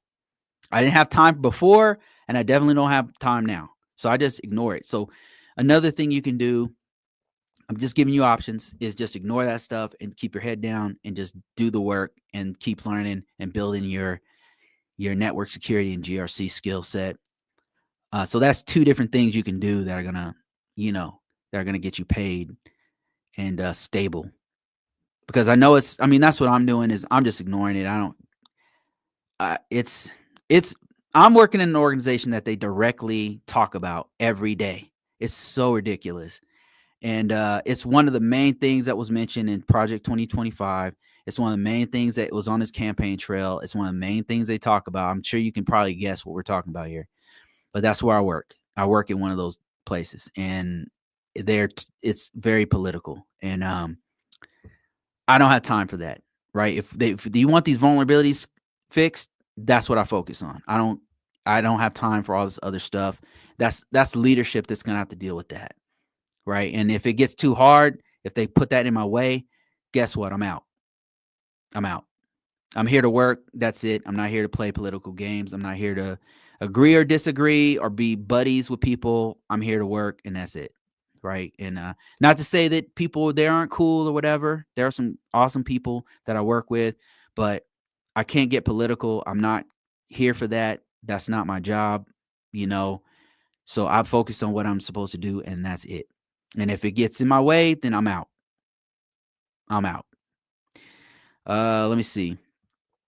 Somebody on Instagram said, "Hello, I was reviewing your site. Are you offering courses on SCA or ISO?" So, yeah, I do have an ISO course that breaks it down, a practical understanding of what it means to do information system security officer work and understanding the NIST 800. I don't go into the theories and stuff. It just talks about what you need to do, what you need to understand, and it just keeps it moving. So I do have an SCA one. I'm still working on that one. So, but the one to get into is the ISO one. That's the one everybody likes. Larry says, are contract companies also moving away from educational certs like the federal agencies. I know that there's been somewhat of an anti-education movement in the public sector to attract more talent. No, I would say in the organization I'm with right now, they'll pay for our certifications and stuff. You know, I gotta get the certification, and then they reimburse me or whatever. And then the last organization I worked with in the private sector, Verizon, they were really big on education. They were pushing us, as a matter of fact, to do certain certifications. So no, they're very pro education and pro certifications because it benefits them. Like the more certified their people are, the better they look. So they really push it hard. Let me see, which I think both pros and cons. Trevor says, I've got 2 years of technical experience and tons of certs. I think I can jump into the ISO work at this point. I may even get a degree this year just to heighten my chances of getting a contract. Yeah, absolutely. And I would encourage you, if you already have IT experiences, to start looking right now. Go ahead and before your degree's done, go ahead and put your stuff right into your profile at LinkedIn, on Dice, on Monster. I mean, that's what I've done. It's been working for me so far. And just make sure you focus on keywords and stuff like that for GRC, whatever part of governance, risk, and compliance you want to get in. Also focus on the frameworks, because that's the part that they really want. They want to know that you understand the framework and you know how to implement the frameworks. And the thing is, you might think, well, I've never implemented a framework. If you're a technical person, more than likely you've been pushing some policy, and that policy is linked to some framework or regulation. And that's what I'm trying to get you guys to understand, is that whatever you're doing right now is best security practices. Those best security practices, if you're in retail, is because of PCI DSS. If you're in healthcare, it's HIPAA. If you're in federal government, even a contractor, you've been implementing NIST 853. You just got to put it in your resume. I'm not saying you're going to magically get a ton of jobs or whatever, but it's definitely going to help you out. I mean, it's been helping me out. If you have experience, you're 10 years ahead of most people. So go ahead and put your resume in now, and continue to do your resume, your degree, and then put in there degree in progress, master's degree in progress, bachelor's degree in progress, stuff like that.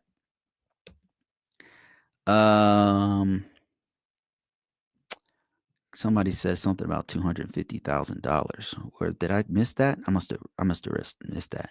Is it realistic to bring in $250K doing this within a few years?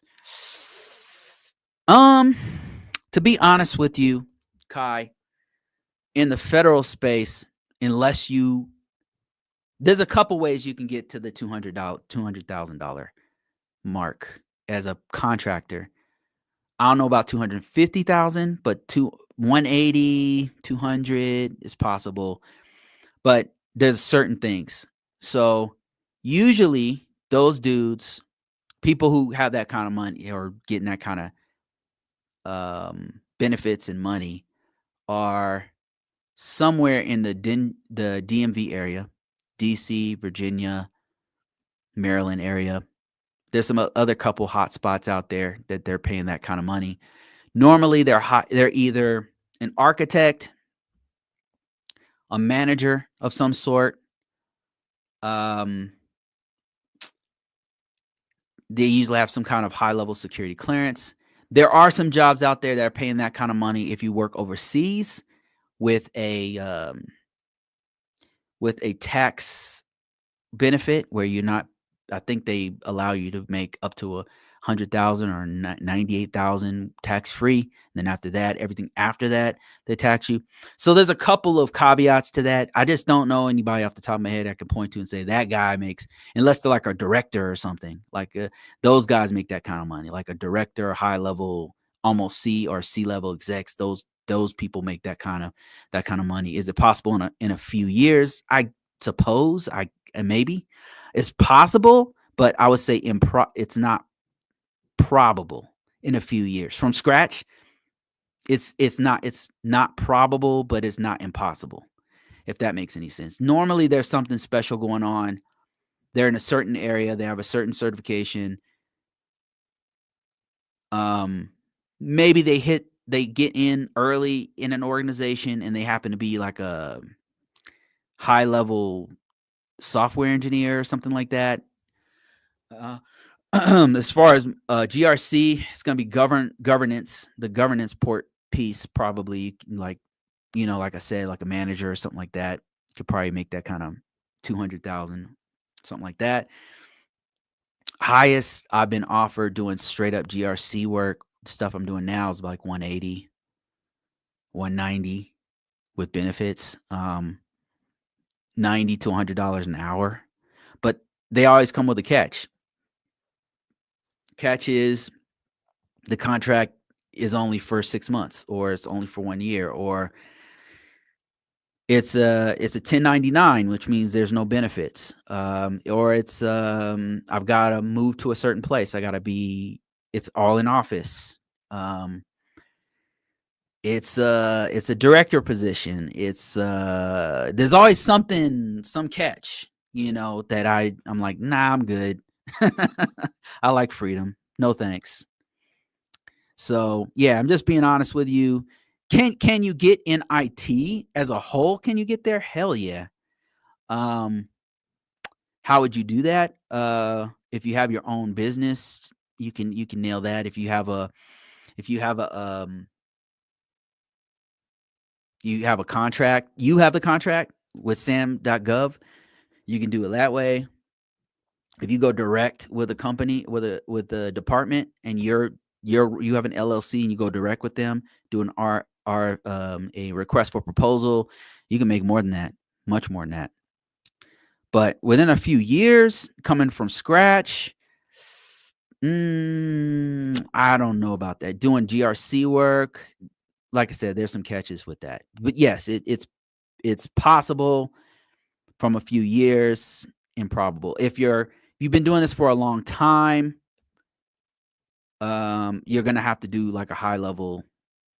You gotta have to be like a manager or something like that, which is, so yeah, if you're a manager.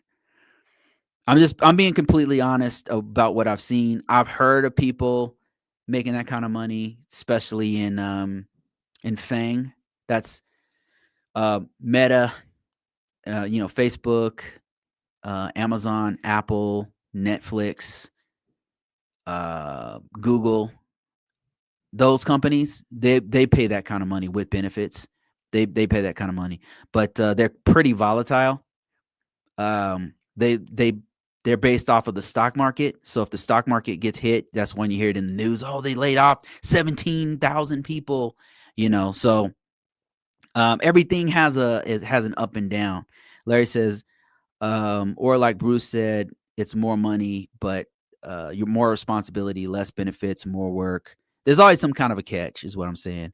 And he says, think just getting in and doing your work first is important. Yeah, that's right. Then find the balance that works best for you. Yeah. There's in IT as a whole. There's ways you can make that 250, 200,000 people are talking about on TikTok, or these influencers are making. But if you listen to them very closely, they're not talking we're talking about different things. So a lot of those guys that are making that kind of money, they're working for Fang. Like I said, Facebook, Apple, Netflix, those are volatile positions. Yes, they make money. I'm not saying they're possible to do. I'm not saying they're bad, but they're volatile because it's based off the stock market. It's based off of how good that company is doing at that time. And then if you do that in GRC, working for the government or as a contractor or whatever, the typical amount you're gonna get paid depends on how many years you have in, what certifications, what experience you have. But you're looking at around 190, to begin with, and you're building from there. They're gonna expect you to come in either with really strong industry knowledge, or some kind of GRC background, or some kind of IT background, or something like that. Depends on the state as well. No thanks. This gives me an idea of what to look for. Yep, that's the name of the game. And Trevor says probably got to be a subject matter expert, and maybe cutting the middleman out by having your own contract company. Yeah, if you're talking about that kind of money, unless you're working for Fang, then you're talking about doing your own business. And the thing about doing your own business is that it's risky. And I'm not saying you shouldn't. I have my own business. It's just the level of risk is different to do it on your own, and it's more work, to be honest. It's more work than getting hired.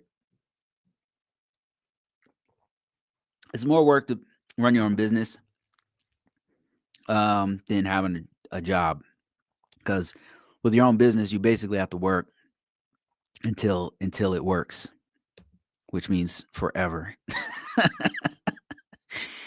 And then you got to take risks because it takes money to make money. You got to put money in. For me, like build a website to write these books. Like I got to put money in to write the book, to buy the cover, to market the book, all that stuff.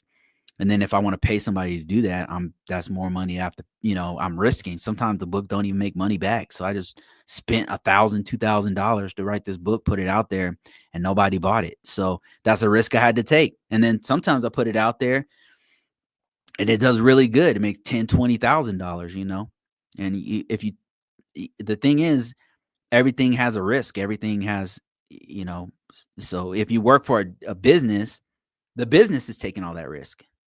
They're the ones putting their money to hire you or to get you a background check, or they're taking all these risks, but they have enough capital where they can take that higher level of risk. Okay, I got some other questions here. Oh, okay, somebody on TikTok said, Nadia said, "True, I'm making 195,000 doing SCA work." And they said up to 110 in 2016. So it said in 2016 they were making about 110, and then now they're making 195 as a SCA person, a security control assessor. Yeah, that's totally possible. 195. There's always some catch. Like whenever it's 100 and those numbers, there's a catch. There's a catch, and I'm like, no, I'm good. Let me see. Do you have a site that do you have do you have sites that you think are good to apply what you've learned about different frameworks?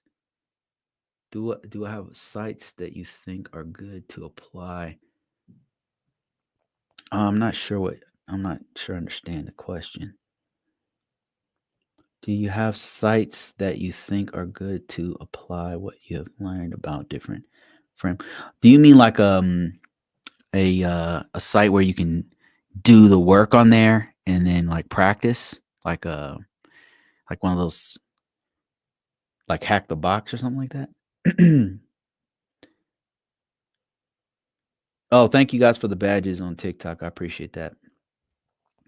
Somebody said the it's crazy the government is way behind on tech and cybersecurity, and we focus on DEI. That's what I'm saying. Like, why are we focused on? He brought up a great point. Bang Bang 93 on TikTok said the government is behind on cybersecurity, IT, getting hacked, and here we are talking about DEI.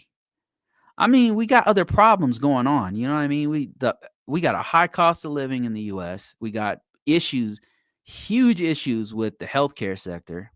Why don't they talk about that? I'd be totally down for a discussion on that. Like that makes sense to me. That's really a problem. But DEI, like how's that?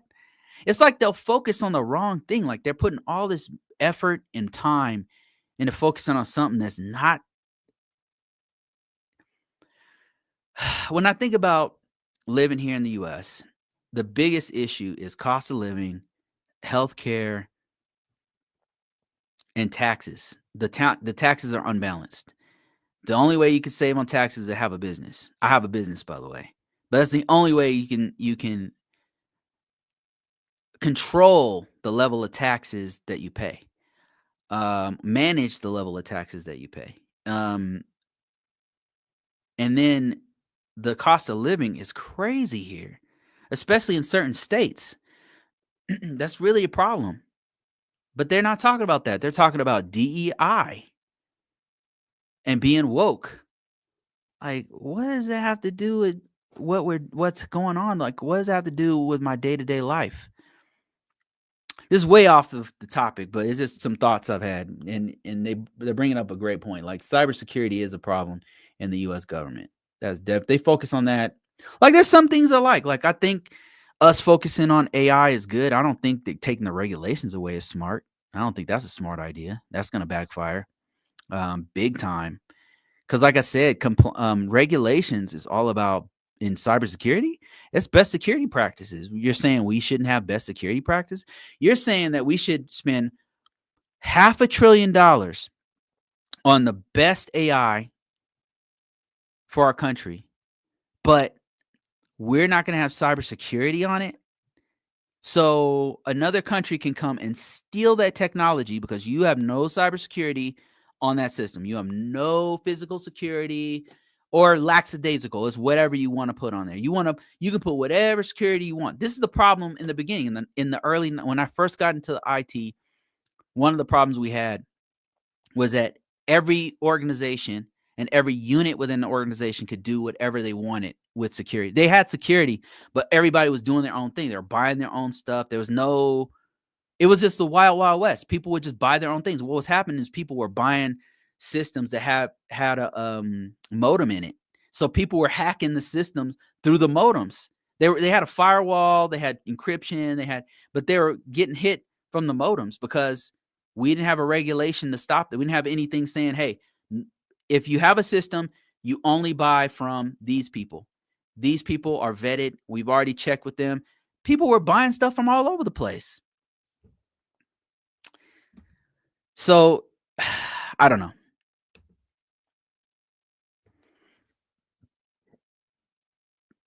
Larry said, "What have you been looking into recently for AI and cloud?" I've been doing a lot of research and not just research, but doing stuff with AI and cloud. For cloud, I've still been studying for the AWS entry level certification. I'm going to be taking that in February. And I'll release my notes on it. I'm putting my notes together too, keeping them organized so I can eventually give those out once I get everything together, gather everything I have. So that's what I'm doing with that, learning as much as I can about AWS. And I'm thinking either going deeper into AWS for the certification, messing around with the actual instances. I actually have an account on AWS and start messing around with starting up instances and learning how to use the policies in there and stuff. So I want to have a better background in knowledge base for that. And then I'm thinking about going either deeper in AWS or going into Azure and then going that way and then building from there and going into the AI. Because what I've noticed is the big three, Google, Amazon, AWS, and Azure, Microsoft, all of those guys are dominant on cloud and AI. They all have a machine learning piece. And I'm thinking about learning all of the basics of each one and then learning the machine learning piece on each one. So what I've been doing with AI, I've been using it quite a bit. I put together like an Airtable and make.com automation to mess around with how I can integrate that into my current business to make the workflow better. It's been teaching me a lot. Like I've been learning so many things about how to do it. And it's really cool. Like it's like a playground and I've been having a lot of fun with that. I'm super excited about AI. I haven't been this excited about technology in a long time, right? It's after doing this for 20 plus years, you're kind of like what a cloud, even cloud is like, oh, okay, more computers, except the computers are over there. Got it. Cool. But there's more to it than that. As I start getting into it, I'm like, oh, okay. All right. I get it. I'm starting to understand why this is super important. why it's a very superior way to do things.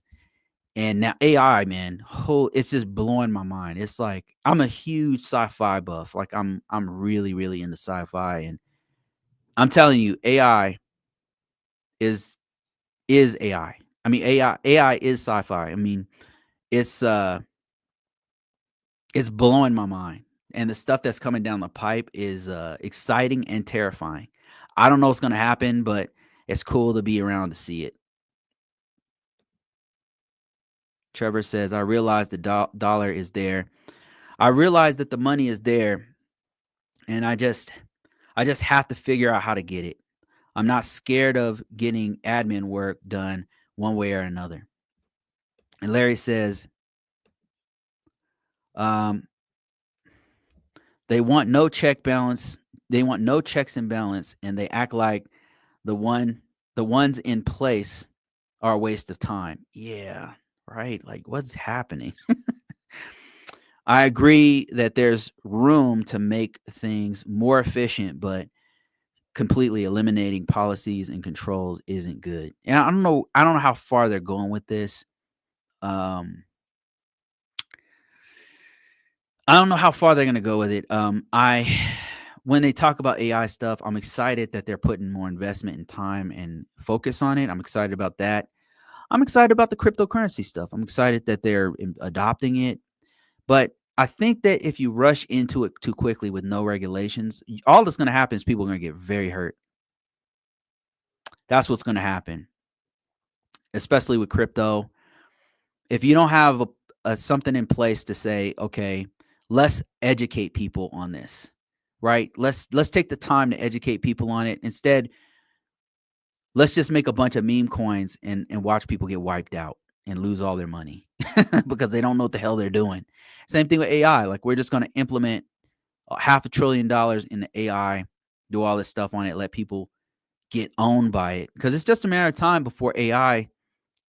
It's already happening. People are going to start using AI, are using AI to hack systems. And I don't think regulation is gonna control that, right? I mean, just legal system is for just people and criminals don't care about that. But what I mean is take cryptocurrency for example. It's a great. I've made money off of it. All right, and I'm not. This is not me endorsing it or saying that you should do it. It's very risky. It's very very risky. But if you're gonna have people get into it, they need to understand the technology and what risks they're taking, because otherwise people are gonna get wiped out because they think that it's a golden ticket. Like when you first come in, you see it and you're like, oh my God. When you first understand what's happening, you're like, oh wow, this is it. This is how I can. And then you see these people making millions of dollars and stuff, and you're all excited. And fear of missing out. People just jump in because of FOMO, and then they get wiped out. Like now the you just got to educate people on what's going on. And I think having guardrails there for people, they can bypass them, but don't take the guardrails out. Don't say, okay, guardrails gone. Everybody just do whatever the hell you want. I'm telling you, people are going to get very hurt by this. People are going to lose millions of dollars. They're going to get wiped out. And you're going to have a bigger gap between rich and poor, a much bigger gap between rich and poor. That's what I think is going to happen is that people who are in the know, who have time to go there and search all this stuff and figure it out, and people who are already in the know are going to get way wealthier and going to be able to use all these tools. And then people at the bottom who don't know nothing about AI, don't know nothing about crypto, don't know nothing about, they've been working their ass off. They're blue collar worker. They don't have no idea about this stuff.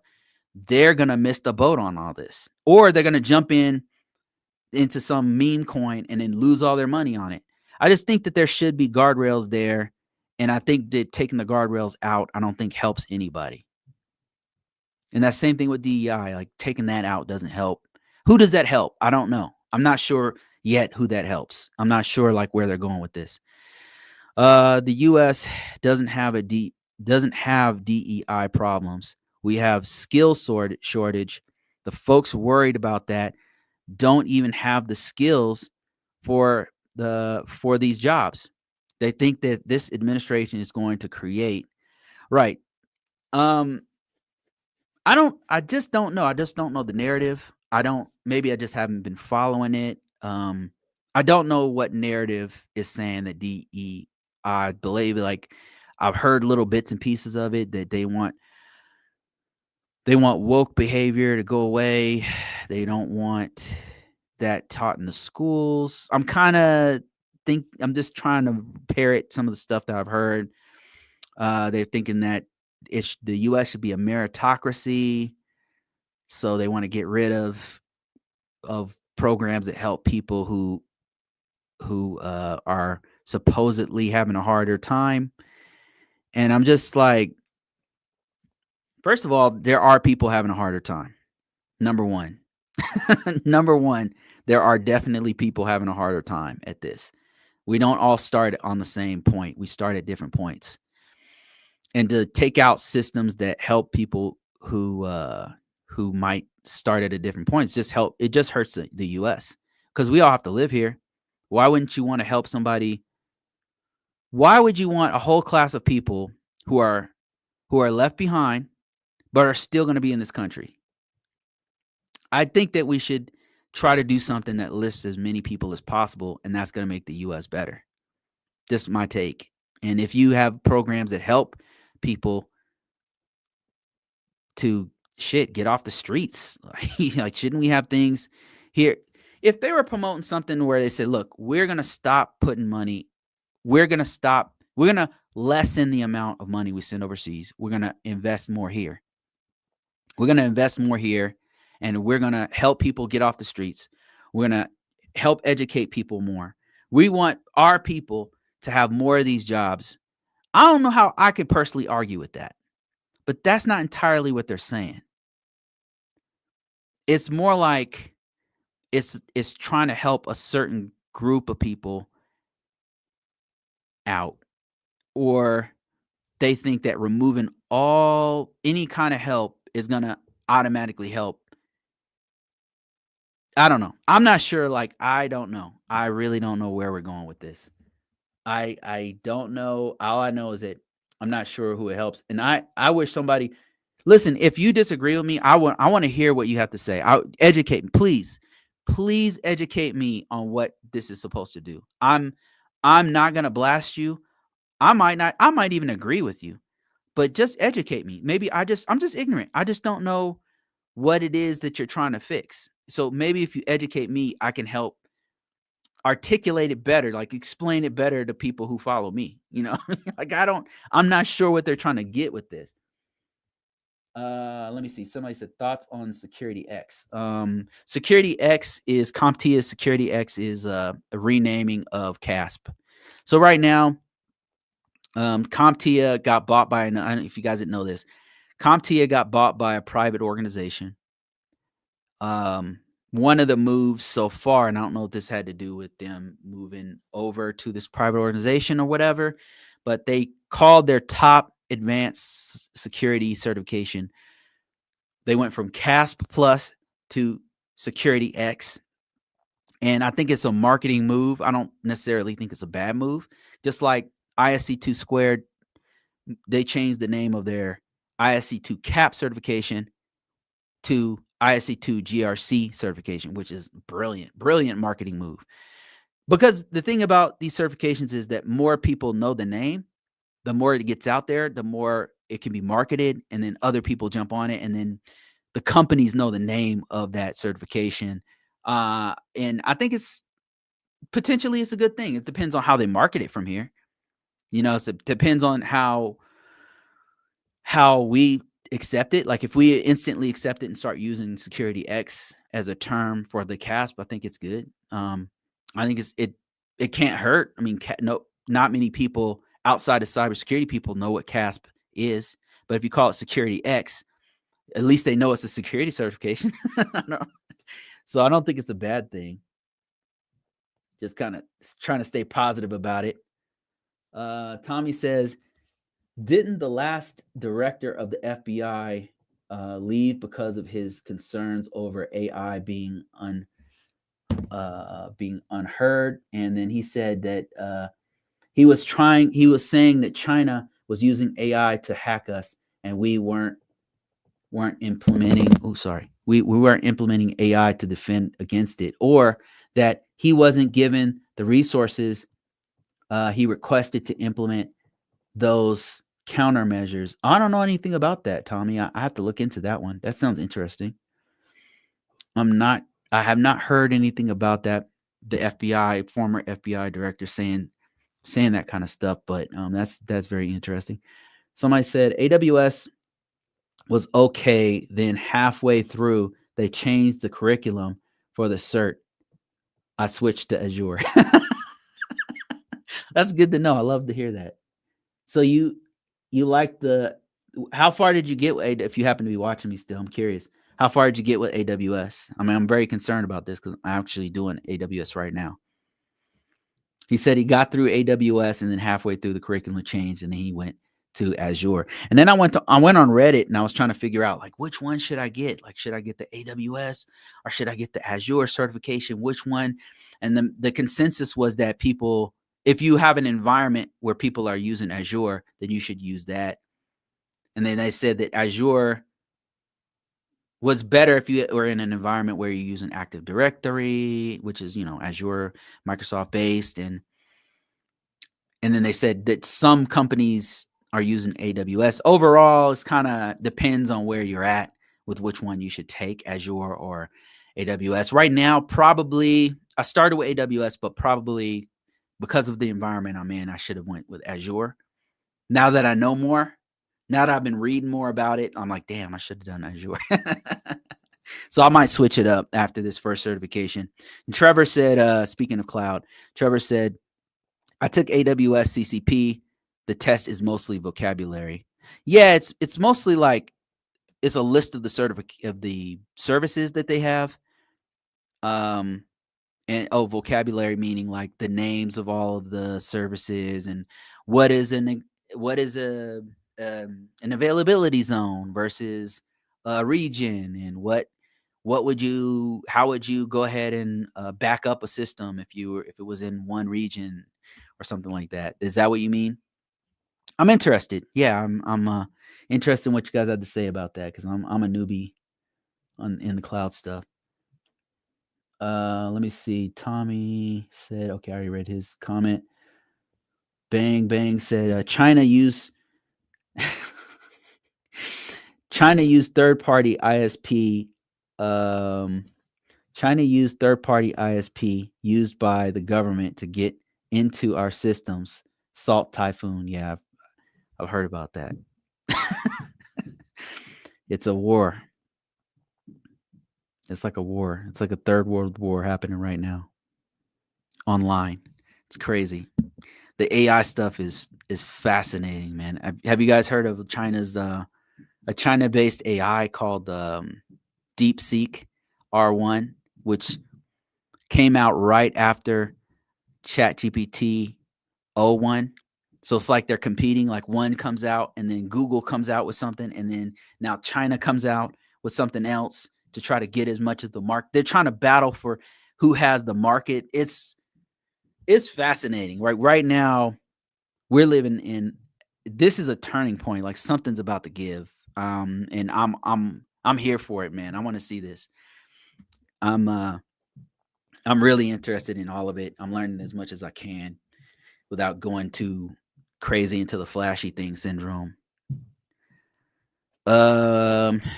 Security expert says, I took the AI governance professional exam last year. AI is a beast.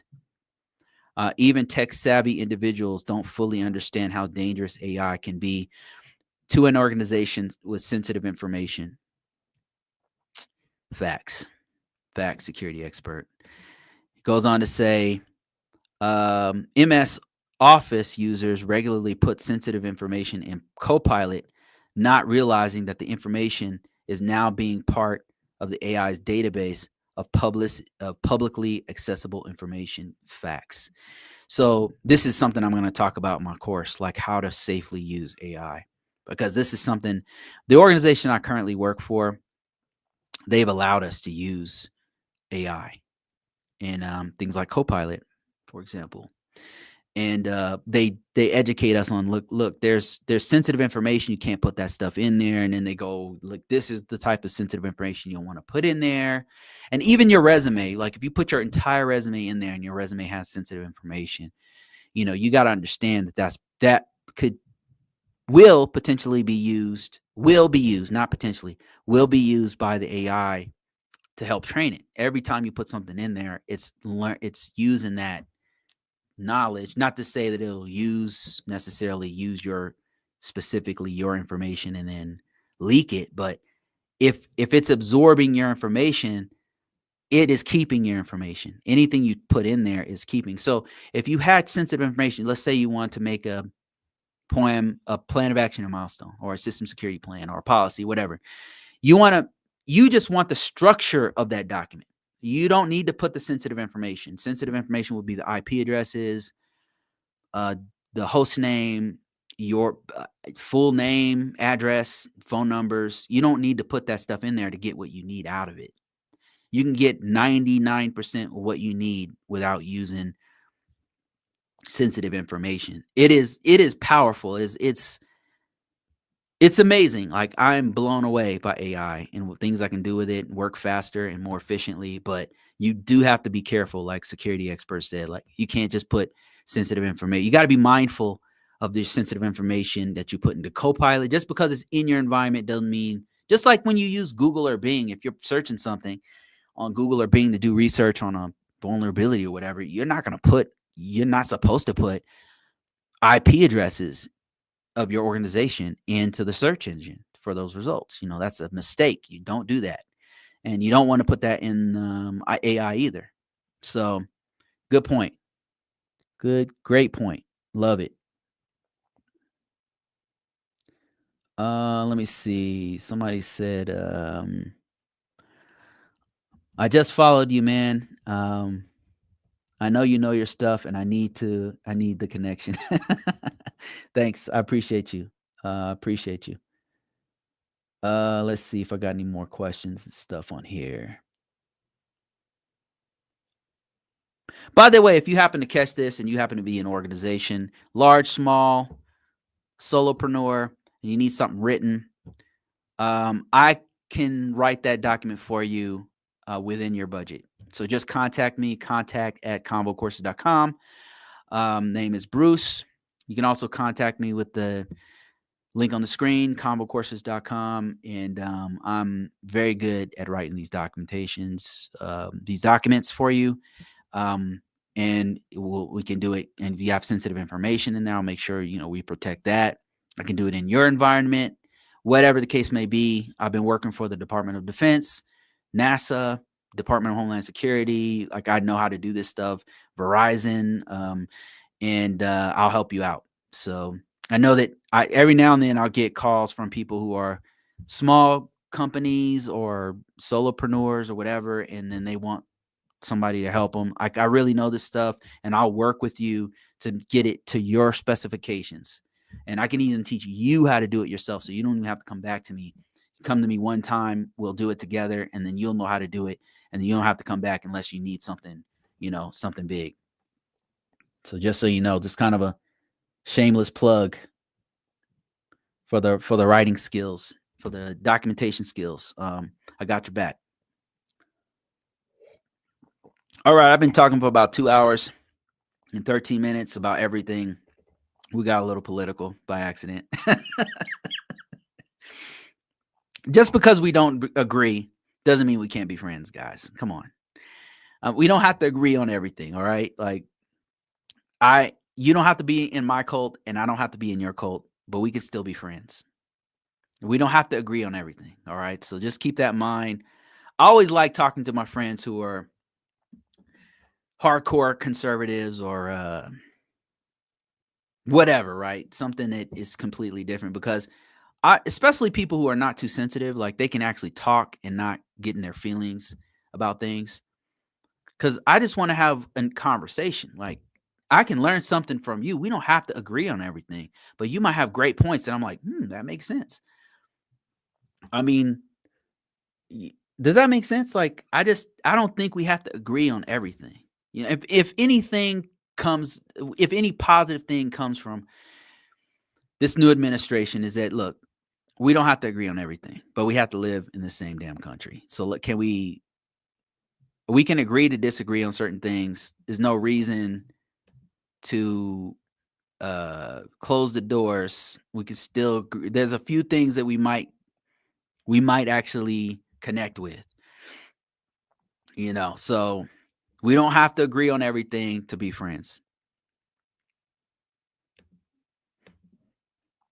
Let me see. Regarding not agreeing on everything, well said. Yeah. Yes, that's something that's lost on a lot of folks. These days, I catch myself even. I think it's because of social media, because we get in these silos where we're watching, you know, whether you're scrolling on TikTok or you're on Facebook or whatever platform you're on, or YouTube. It kind of tends to, the algorithm tends to try to feed you things that you agree with over and over again, right? And so I think what's happened to us is that we get in this cult mindset where we're all like have like a religious text of things. Religious not in the sense of spiritual, but like religious as in there's certain tenets that we start to agree with. And then we kick out anybody who doesn't agree with all those tenets, we like kick them out. And you got to catch yourself thinking like that. That group think is not healthy for us as an intelligent, supposedly civilization, you know. Like we have to, you got to get out of that box. I don't agree with everything in the group, in the mindset of the narrative that's been force fed to me. I don't agree with everything they say. I mean, you shouldn't believe in everything that you're being told. Like that's what critical thinking is all about. Sometimes you have to question it and say, okay, well, is that true? Let me double check. Is that a proper source? Maybe I'll check. Let me check the other side. What are they saying about that? That kind of makes sense. You know, you got to get your feelings out of it to get out of that cult mindset, you know, and all of us are guilty of it. I'm not picking on anybody. I'm just saying that's the reason why I think that we got in this, we can't, it's weird. Like we can't agree to disagree. We don't have to agree on everything, you know? Anyway, guys, I'm out. Thank you guys for talking. I appreciate it. Thanks. Thank you so much. Shout out Larry, man. Thank you for your donation. I appreciate your conversation. And be mindful of what I said, man. You don't just ignore all the bullshit politics, man. If you don't have no choice, then there's a home for you outside the government. That's for sure. That's for damn sure. I mean, you got the skill set, so you don't have to stay there. And everybody else, Trevor, security expert, and Tommy on TikTok, and Bang Bang 93 on TikTok. Thank you guys for watching. I appreciate everybody. I'll be back here next week, same time, same channel, and I got something special coming. So follow for more. I got books I'm writing. Right after this, I'm gonna go get into that and get something out there. Thanks everybody. Appreciate you.